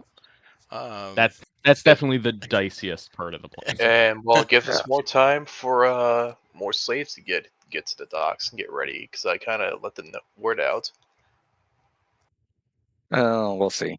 I'm more that part of a plan. I'm hoping realistically the actual word is going to really get spread, because it's been like less than 24 hours since you told one Yeah. fucking guy who he's not going to be telling every Tom, Dick, and Harry. He's only going to tell the most trusted people he knows that aren't going to snitch on him. If he tells anybody, realistically, this word's going to get spread by, any, theoretically could be zero if things don't go well with Pick, of the gladiatorial fighters that we free, who are then going to be like running across the city trying to like do shit. Yeah, at the That end- and of course, like as we probably are going to have to cut our way to the fucking docks, like killing guards and yelling at anyone we can find, like, this is a slave rebellion or whatever. Like, I don't know. This is a stick up. Yeah. Gotcha. At the And- end of the day, I'd Oh, rather save I'm- fewer slaves than have the plan fail because they blab. Oh yeah, 100%. I get that. Like, Hey, if it's one of those, like, if your long-term plans work out, then you're helping all of them, as opposed to if you're determined to reenact John Brown. Yeah, that's he didn't have a great Yeah. immediate ending. So, yeah. Once we come back with the I'm entire just combined saying, might of the Syrian and the British dockyard- militaries. The dockyard is by the slave pens. That's next to the auction house, where I think a lot of them are staying. I was about to say, after we knock out the towers, we could pretty much immediately go to the slave pens and like bust that open. Not Mhm. only for the idea of getting people to get out, but ideally, like, hey, we need, in about 20 or 30 minutes, a ship's going to come here to like help get you guys free, but Block out that's all only going to entrances. work if we're still alive in 20 or 30 minutes. You have nothing to lose but your chains. Like, stand up and fight. So yeah, to Okay, break it down, Pick goes to the arena. Mhm. We take Biapo the ecstatic arts. We go to the cannons. We disable the cannons. We go to the auction house. We free slaves there. We go to the docks. We destroy ships. And That's our four-step plan. And Okay. hey, we have to cripple their economy, so we could just loot their auction house while we're at it. Okay. If Profit, you will, if you excuse me, I will be doing a bit of drawing on a map. Yeah. by all means. So Ooh, good thinking. yeah. So stage 1, Pick does whatever she does. If we see any messenger, basically any messenger, which again, this could go tits up if I don't know a messenger shows up to deliver his morning coffee because we can't Well, take any fucking risks. It's not but- when we see a messenger. It's when we see him like suddenly start rushing out. That's when his security will be weakest. Oh yeah. Okay. So number 1, Pick. Okay. Actually, that's 1A because that Pick. Oh, Pick. Then she flies back to the ecstatic arts. Obviously, probably not this exact route because she wants to be like relatively stealthy. Then 1B is we assassinate Biapo.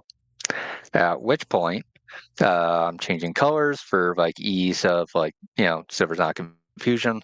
And Stage 2 don't is we get the fuck out as quickly as we can, trying to speed of the essence, get across the bridge, and knock out the 2 artillery pieces here. So number 2, knock out artillery. Okay. At which point we, switching to green, we, after we knocked it out or set elementals free, whatever, we head to the slave pens and basically free as many people as possible, hopefully between whatever arena slaves we get out, as well as the slaves we free from these pens. We will have a sizable enough that it will hurt our economy, as well as give us a small army to defend ourselves as, the next stage, which is we basically start going. Any military ships, hopefully, are still in harbor. We destroy them on the way while basically telling slaves to start writing like cargo ships. So we then make our way to here, and we basically, at which point we have to either assess the information to see if we need to either knock out. I'll put little question marks towards optional objectives for stage 4, which is this Northern artillery piece. And maybe, I don't know, if we have a shit ton of time and like we're not seeing a lot of response yet, we can go to the auction house and free people there. But those are, objectives that we have to assess based off of what we we see, because this Northern artillery piece might not be a threat at all. Therefore, we don't need to worry about it. Or the entire city could literally be fighting us at that point. We're not going to go to the fucking auction house. Like Okay. if we're already like fighting for our lives. Okay. So is that Yeah, that's fair. And for reference, so this is meta. It's not in character yet, but for the sake of planning, so it's not like, God damn it, this isn't what I knew. Think of the range on those artillery pieces. Think of them as like near max range of an 81, Scott. Like, think of it like that for an 81 mortar system. Think of it like that. Okay. Six cheese charge is about the max for that. So, and it's their indirect fire primarily. So literally anywhere in the city. Roughly, yeah. Okay. If we're lucky, we Unfortunately, could probably use them to destroy the bridges as well to save time Yeah, for our ships. exactly. Yeah, there's a lot of stuff you could do with them. Like once you have one, they're pretty potent. So unfortunately, we are not going to be able to silence all of them. At least the southern one is way too out of the way. hmm That's going to be a problem. I think just those And two. I like mean, Yeah. you maybe could even take a northern tower. too. You could Yeah. take a tower and just mortar strike the other towers.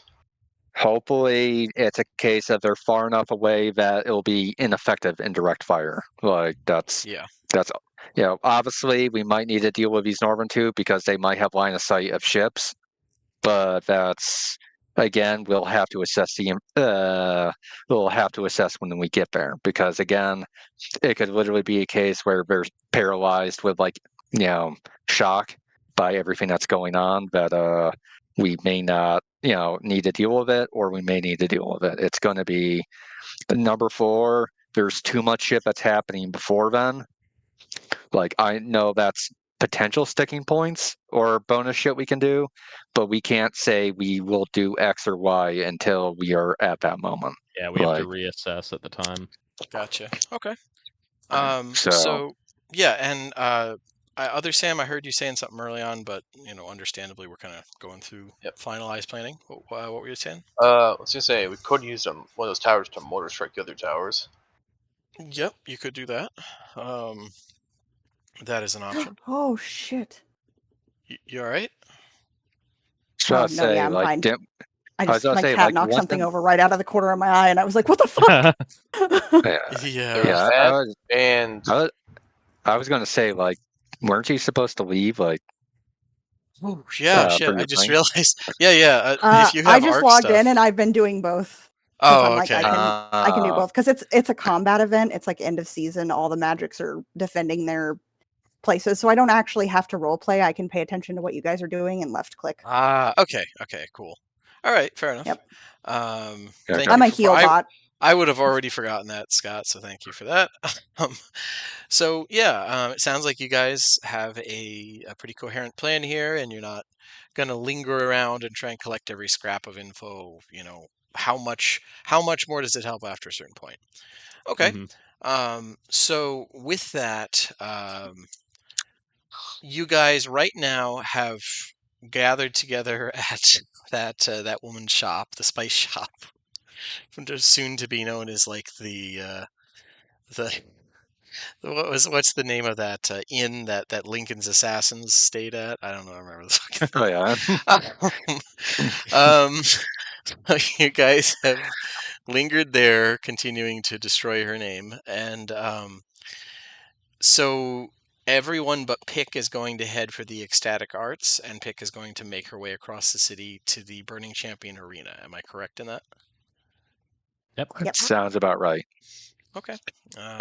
It's only about 8 in the morning. I was about to say we're gonna want to wait, and like, so it's not like, oh, the sun's up, let's immediately leave while people are. We want to wait till people have actually gone to bed or something. Gotcha. And hmm Or gone out Lord and Ton, started their night's yeah, debauchery. Yeah. Or I was day's about to say debauchery. Lord Tons of Fun has actually went to the fucking brothel. Like, Gotcha. It's Gotcha. just Right, weird wait. timing it from our perspective since we're It used to like day is. and night. Yeah, like I said, it's Yeah. hard for me. Whenever is late morning for them is like our like late evening or whatever. Right, like I right, don't know. Yeah, midnight and Yeah. noon we'll say are roughly similar. We'll go with that. So About 4 in yeah, the morning. yeah. I mean, he Under apparently spends a under lot the of time. cover of resting. daylight, at the cover of daylight, well after noon. Yeah, yeah, exactly. I mean, it is strike pretty from the blinding. shadows. It is Now, pretty here's a question: blinding. So are the lizard folk? Are they not more? Are they more nocturnal? Are they more day? no, they're They- day oriented. That's part of why it's a 24-hour Good. city. Is Making they sure. like Mhm. whoever draws the short straw has to go out there and like handle the lizard folk while they're doing day shifts in like the the plantations and shit like that. Here is like, I had to be up all day doing so and so shit like that. The key thing I think is going to be that any of the like slaves and servants are going to be more willing to just ignore whatever is going on and let us be. There is a big element of that, yeah. Like they're not gonna How question that. how I'm assuming they're not completely. They're not completely gone where like they actually want to defend them anymore. I know they're ready to kill them too. I don't know if kill them, because that's a bigger step than most people think it is, even especially if you've been a slave for a long time. But definitely they're not loyal in the same way. Like that's part of why Gwendad Cole was able to make it's also with potion making. But part of why they're such a respected clan is they can actually install that level of like pseudo brainwashed loyalty. There is Mhm. not much of that here. Like you might see that among certain house servants who were literally trained by Gwynedd Cole, or by the Gwynedd, but beyond that, it's And you're I not going to run also, into that much. let's say everything goes through. Let's say everything goes perfectly to plan. We can even go to everything falls in place. Are we escaping up the river? Or are we going out? I think you're going up the river, is what I heard. You're having your Yeah. riverboat I th- come in here, smash through these bridges, and pick you guys up like on the dock somewhere, and then it's just going to turn around and leave. Am I correct in that? That's going to be a So kind of a nightmare to get out of, especially when we're coming back out. so I'm thinking The that problem is, sorry, go ahead.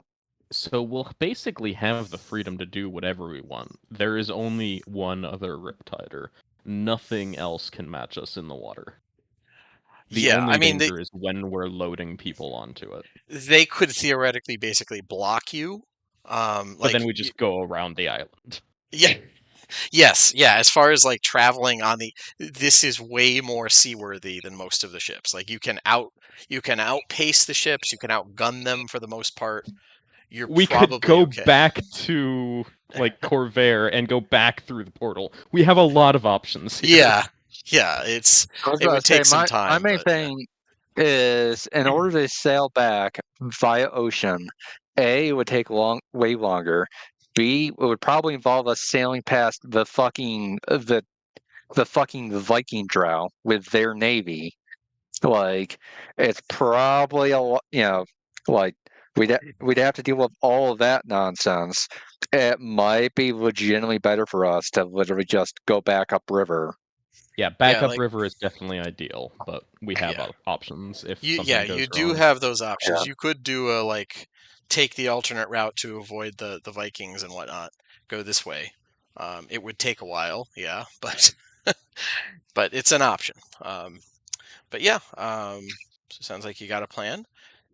So to start with, um, barring any last minute changes, boy, I wish Bemi could have been here.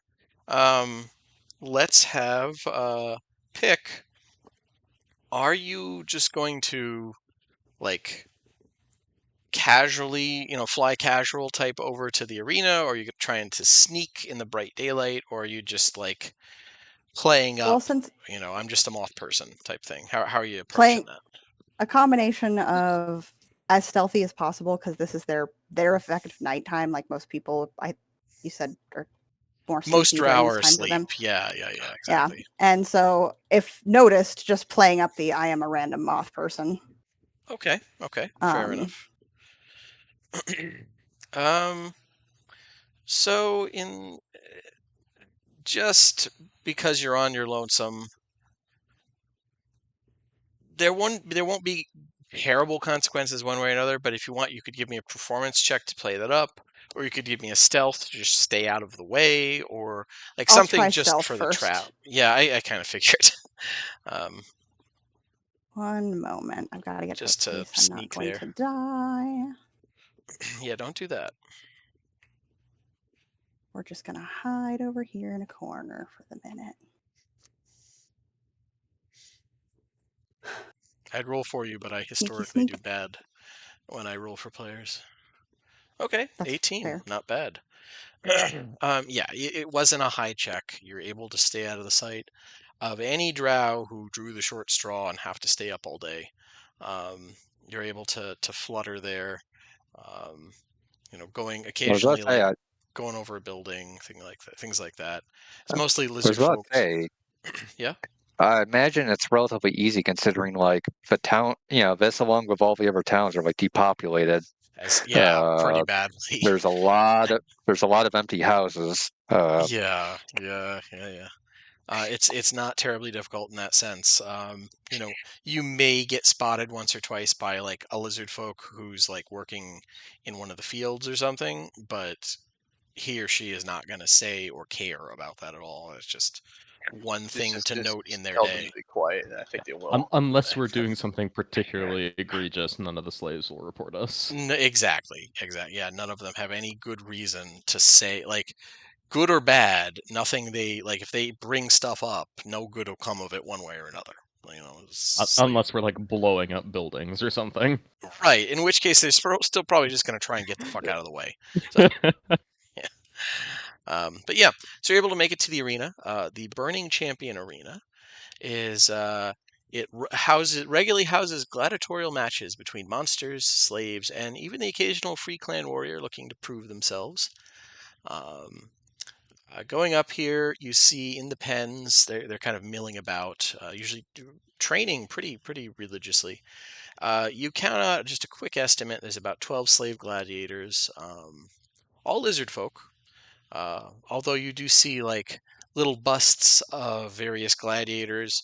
One of them was apparently like the champion, or the champion gladiator that the place was named for. Um, she was a legendary, basically paladin, who yeah, this it was she like just overhearing you hear like merchants or basically people hawking I wouldn't even say touristy, like sports gear equivalent crap. Um, doing a quick, oh, she would eventually become known as the Burning Champion, and she supposedly was a drow from a low family, just like yours, good sir, ma'am. Uh, but she couldn't make it as a clan warrior, so she learned her skills in the arena.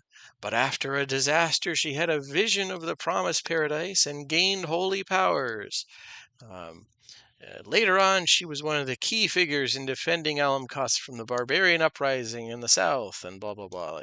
It's a very much local, like probably not that big a figure, but think a football star who went on to be like, you know, SEAL Team 6 or something. I don't know. So there's a lot of like merchandise referencing her. There's some merchandise referencing various actual slave gladiators, whatever sells well. Um, you're surprised to see a small bust representing one of their older gladiators, which was a Thri-kreen, but not of your people, of one of the distantly related more Far cousins. mantis-like far cousins from the mainland. Um, Apparently, there was a champion here of that origin, and but yeah, that's just sort of the vibe as you're sneaking about the entrance. You hear big cheers of people. Um, from inside the arena, there's like lots of stuff set up so people don't have to like sit in the sun directly. But Oh, seems like people staying up. it's in full swing. Yeah. Oh, dang. That's weird. I mean, it goes most days of the week. The only days it doesn't go at all are like particular holidays and stuff. But even holy days, they have limited matches. But yeah, how do you want to approach this? You want to sneak around the gladiatorial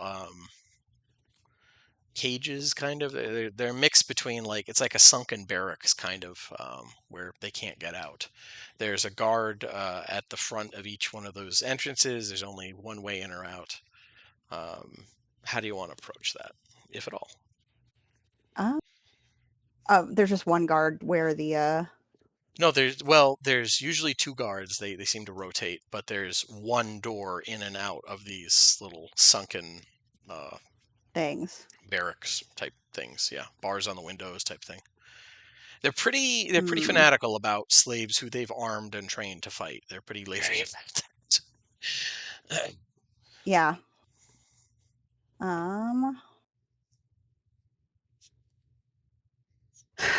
That's probably why the arena's out here, to be honest. Like, there's a reason it's outside Yeah. the city walls. Let me sneak off to the side one second and take a little That's even how it is gander in at like my Schindlerin, and they're not afraid of their slaves at all. Uno Memento. Please don't come over here, giant forest titan. All right. Giants appear. The ancients have awakened and are joining your assault on the drow. My God, we have the forest titan smashing down on us right now. If that's the case, we're Ooh. fine. Yeah, if it's hey, they're here to help. Well, That would be here's the nice. thing. If the They giants just are don't like you management. having slaves. yeah, I'm doubting that they could be distracted away from their post. But depends on, like, it's D&D is a world of opportunities. Depends on what you do. I won't say no to anything until I hear the plan. Let's see. I do Does he look like he's- apologize for putting you under a lot of pressure of You're like, fine. yeah, deal with this all by yourself. Does he seem very engaged? Like, he is very aware? Does he look like this is his day every day and he hates that he was picked to do this? Can I do a perception or a yeah, size give me him up perception just to read these weird people emotions. and size him up? Yeah. Okay, that's pretty darn good. You've been around your friends long enough. Like, if you're picking up when their face droops that way, it means they're upset. Oh God. Let's see here.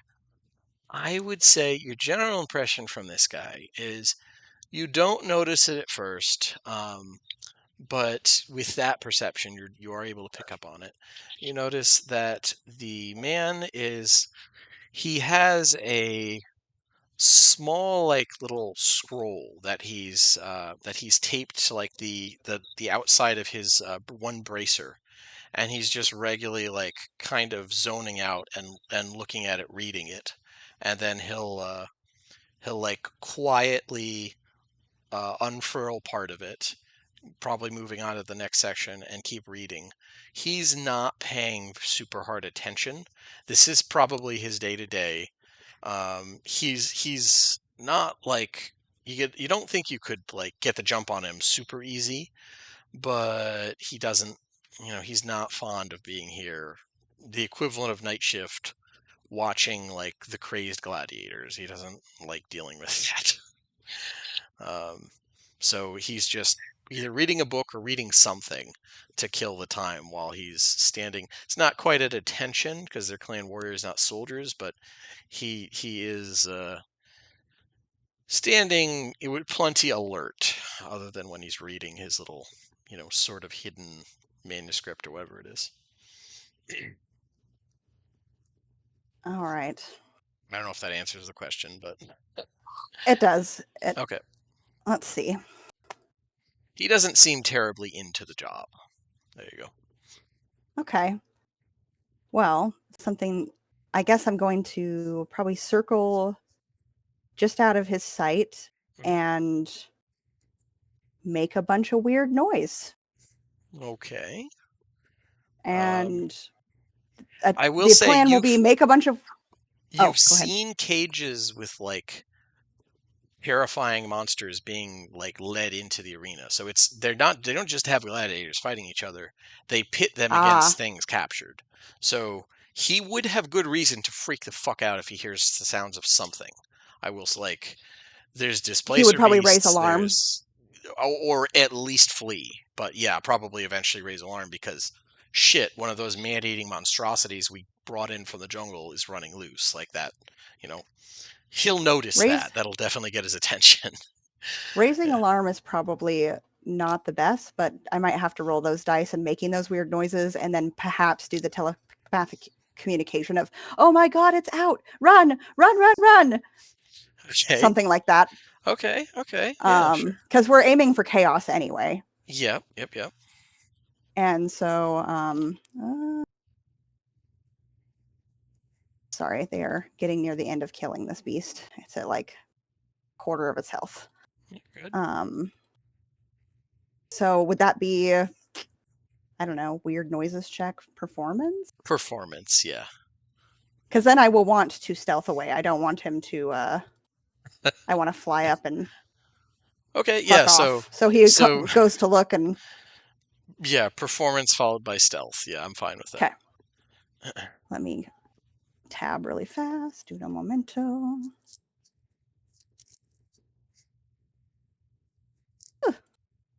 Sorry, I'm like right stuck under its feet right now.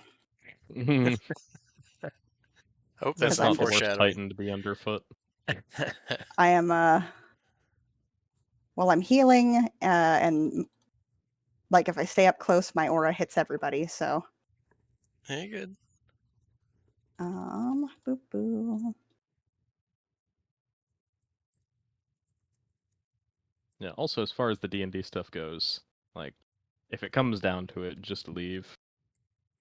It's not worth risking pick. Yeah. Oh, she'd just fuck off. She's not gonna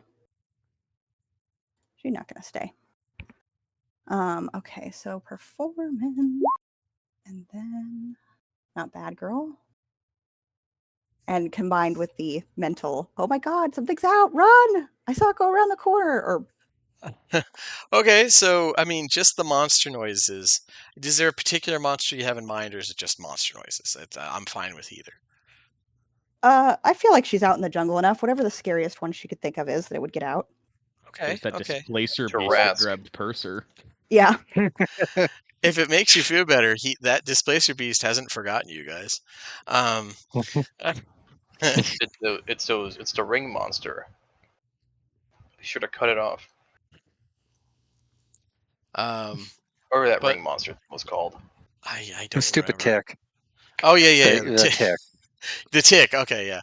A displacer beast is a pretty scary one. They're rough because like they'll hunt after they're not hungry. That's the unpleasant part of it. I'm like, it's usually they're hungry, but they're pretty fucking sadistic.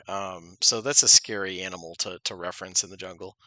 And it's something that if he turns to look, he might not be surprised if he doesn't see it. Yeah, that's a very good point.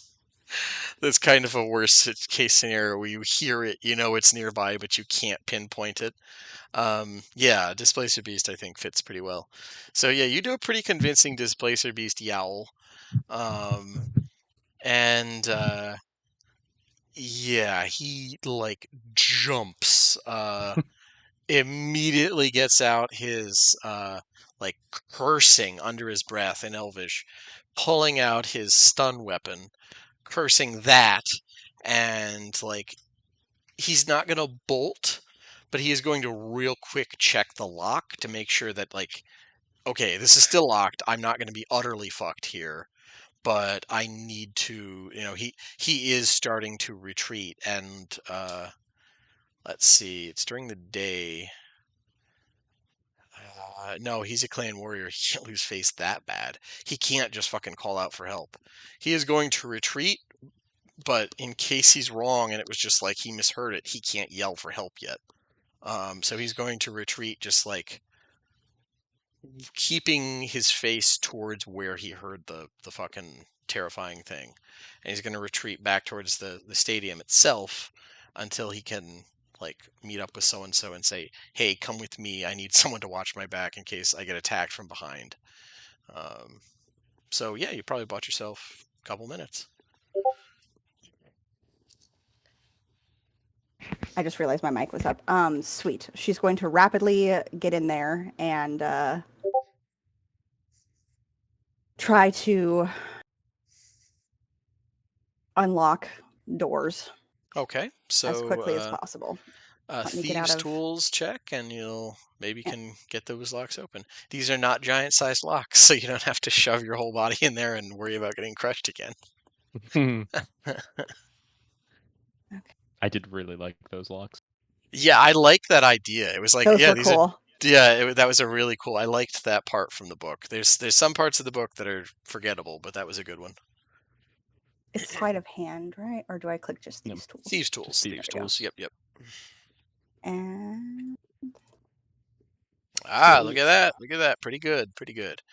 Yeah, with a click and a jangle, you're able to get the lock open and haul the surprisingly dark, given that it's middle day, but the building is deliberately half sunken into the ground, so it's not particularly pleasant or bright in there, but it's relatively clean. It just looks like an open space barracks. There's a bunch of beds, stands for your armor. They don't allow them to keep the weapons, but things like that. And you see, we'll say right now one of them is fighting something. Pick even or odd, just to see which particular Odd. barracks you get. Odd. Okay. Yeah, you get the barrack that currently has 6 gladiators in it, half of their total lizard folk gladiator population. And they're all kind of like, it's not quite an everyone looks at you at the same time, but there's a lot of confused lizard blinking as the door opens, and silhouetted against the morning light is a little moth person. And she holds up all 4 of her arms very dramatically and is like, I have distracted the guard, and there is going to be a rebellion, and we wanted to let you free. If you run to the docks, there will be help. I can help free your brethren. I will go to them next. Yeah, give me a persuasion check with advantage. Okay.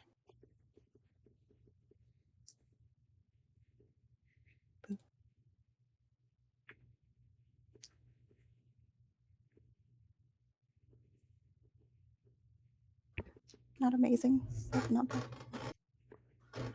I don't know who has inspiration or not, but if you want to give it to her, you can. You don't have to, but I have one Well, left. it's a I was We're about to pretty say close I'm to finishing for the session. Yeah, I might as well use so, it. all right. Yeah. I'll use mine first.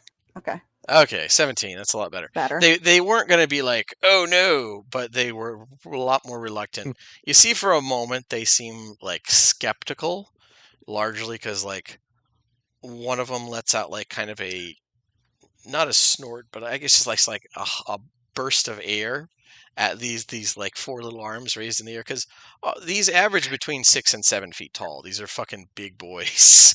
They look like humanoid saltwater crocodiles, but They have croxagores and chain in cages. yeah, And they're like worried about. They only have one dude on guard duty. well, they're relying on the sturdiness of the building to do a lot of it. That helps. And ultimately, gladiator slaves tend to be, somewhat willing. Like, Yeah, they are the yeah. most likely to be able to earn their freedom. Yeah, it's just it's literally just a matter of time for them. They don't Mhm. have to like save up money. They don't have to do X. The issue is that a lot of them, after they earn their freedom, don't really fucking know what to do with it. So they just end Well, up kind of going a nuts. lot of them just don't make it either. That's the biggest Yeah, well, thing. yeah, that's the main thing. But even the ones that make it tend to not be well after that Mhm. shit. It's just part of the propaganda. Yeah. So they there's no immediate response, but in a given how slowly they were moving at first, they move with an unsettling speed when they decide to start moving. And they just all of them, without saying anything, start grabbing their armor and strapping it on. Most of it's light, and are very quickly just moving towards the door, towards where you are. It would be pretty alarming if they were if you thought they were hostile towards you. They might be. They're intimidating creatures, but they're moving with a purpose. That's for darn sure. What do you want to do, Pick? You have 6 big gator men, presumably on your side. Wonderful. I would say, where are your other brethren? And I should addend that they're not necessarily all gator men, but I am not one of the lizard folk. Should have snitties. They are reptiles. There's no good reason. But yes, That's fair.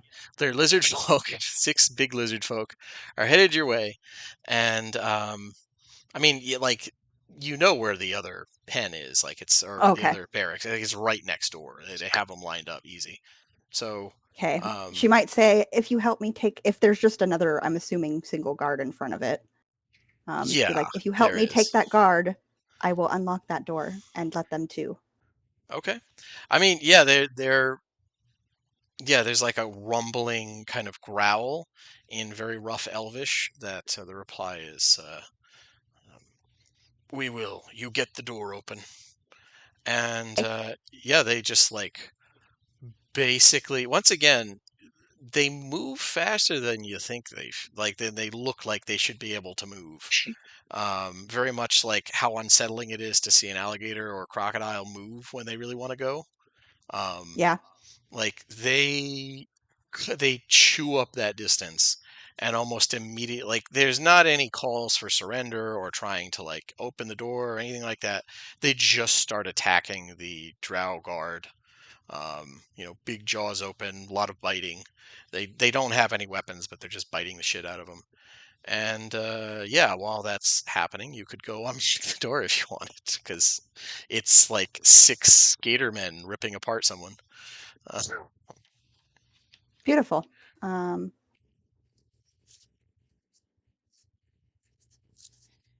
Yeah, so another thieves' Let's tools. see. Yep. Oh, this Titan is down now. People need to patch it. Joke's on you guys. You failed the test. Not Back good, to your but- cages. It was all a loyalty test as they're cracking thigh bones. Yeah. That sounds wet. That's a little distracting. Not as good this time. Yeah, you're still able to get it, but I'm gonna say that guy is well and truly dead, and a couple of them are coming over to see what's taking so long by the time you pop it. They're Okay. leaning over your shoulders and watching. They don't need to lean over any shoulders. They're just looking No. down. It's like 7-foot tall gator head staring down at this 3-foot moth person. But yeah, you're able to pop the door, and yeah, there's no persuasion check needed.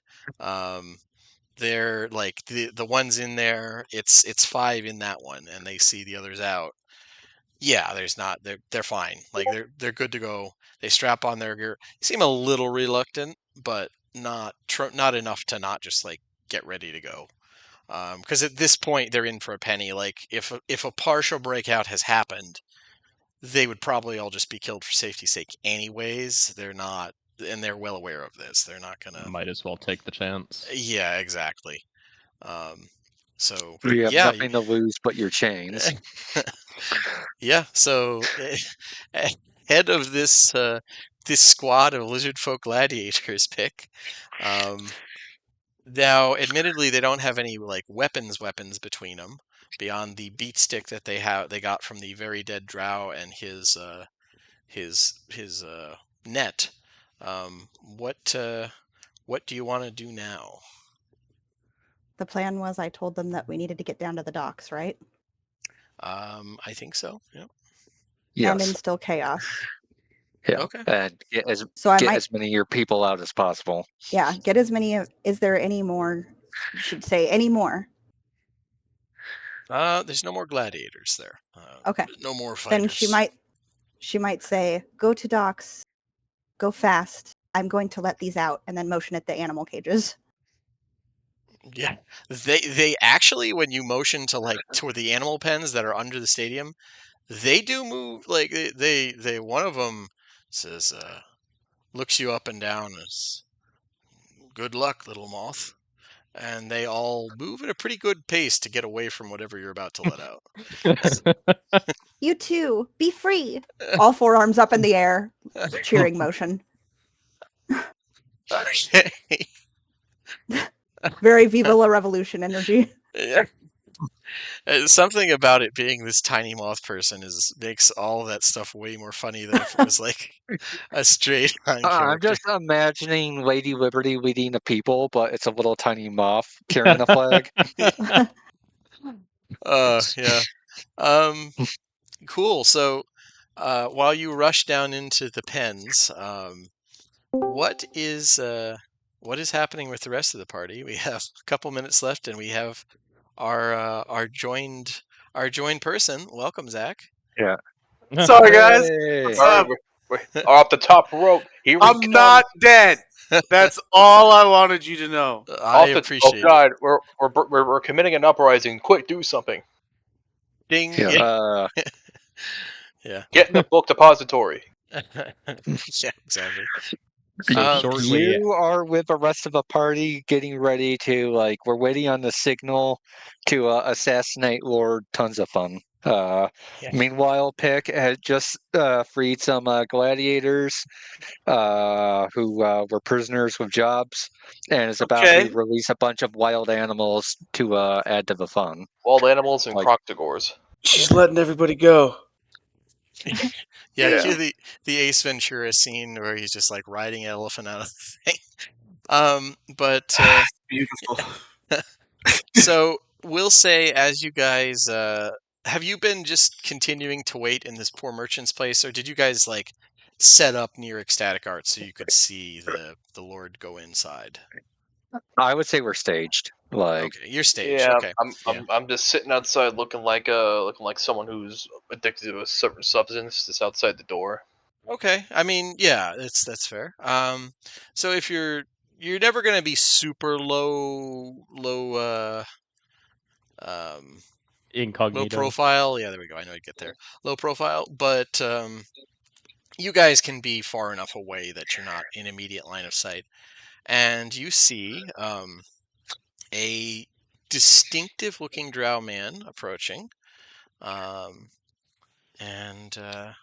that is the fella. Let's see here. Oh. That is a face to launch 1,000 ships. How does he fold towels? Looks like he looks like a fucking Ripley. He looks like a lizard person. And here I thought he was going to be fatter. I mean, yeah, he's got to get around somehow, but you see, Man, he may have some natural AC with all that blab. he is walking in, and he is accompanied by a distinctly less large person next to him. Let me get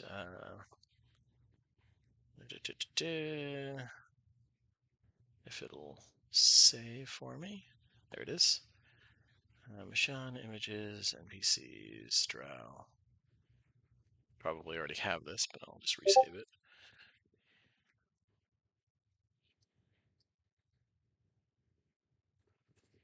Okay, and you see another person walking in next to him that you did not. I mean, realistically, you don't know for sure this is the guy, but I feel like morally you can be pretty certain that's the guy. Given that he matches the description. And let's see, I just saved it. Oh, there it is. Okay. And next to him is presumably some kind of bodyguard. And yeah, I think that's a fun spot to end it for this week, because we are at time, I believe. The die has been cast. You know what? I'll put this over here, and we'll put a pick token over in the arena so that we remember Pick is over there freeing everyone and everything. Leading a tiny revolution. I was planning that as each stage got done, I was going to delete the arrows to basically, Yeah. You know, Fine with me. for ease of that. But Pick is still at the arena, so I am going to wait until she's actually left. Okay. So Yeah. I'm also gonna send Pearl to try and rendezvous with Pick if she can. You could have had Pearl go with her from the beginning if you want to retcon that. I'm fine no, with it. because we had to time it. Oh, okay. Okay. But So- like once I have her summoned and the ship is now on its way, I'll send Pearl to rendezvous with Pick, just in case Pick needs some feline help. Okay. It's gonna take Pearl a while to get there, but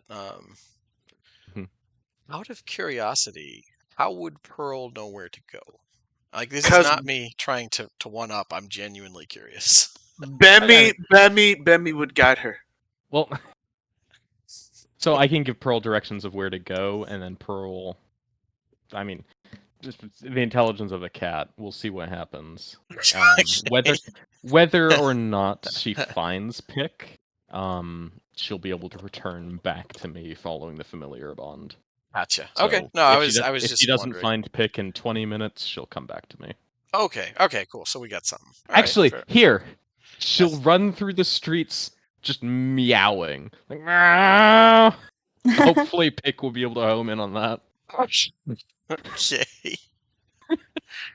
Sure. I recognize those panicked meows. Sure. I'm just like, despite me not putting a proper scale on it, it is not 70 feet. Right.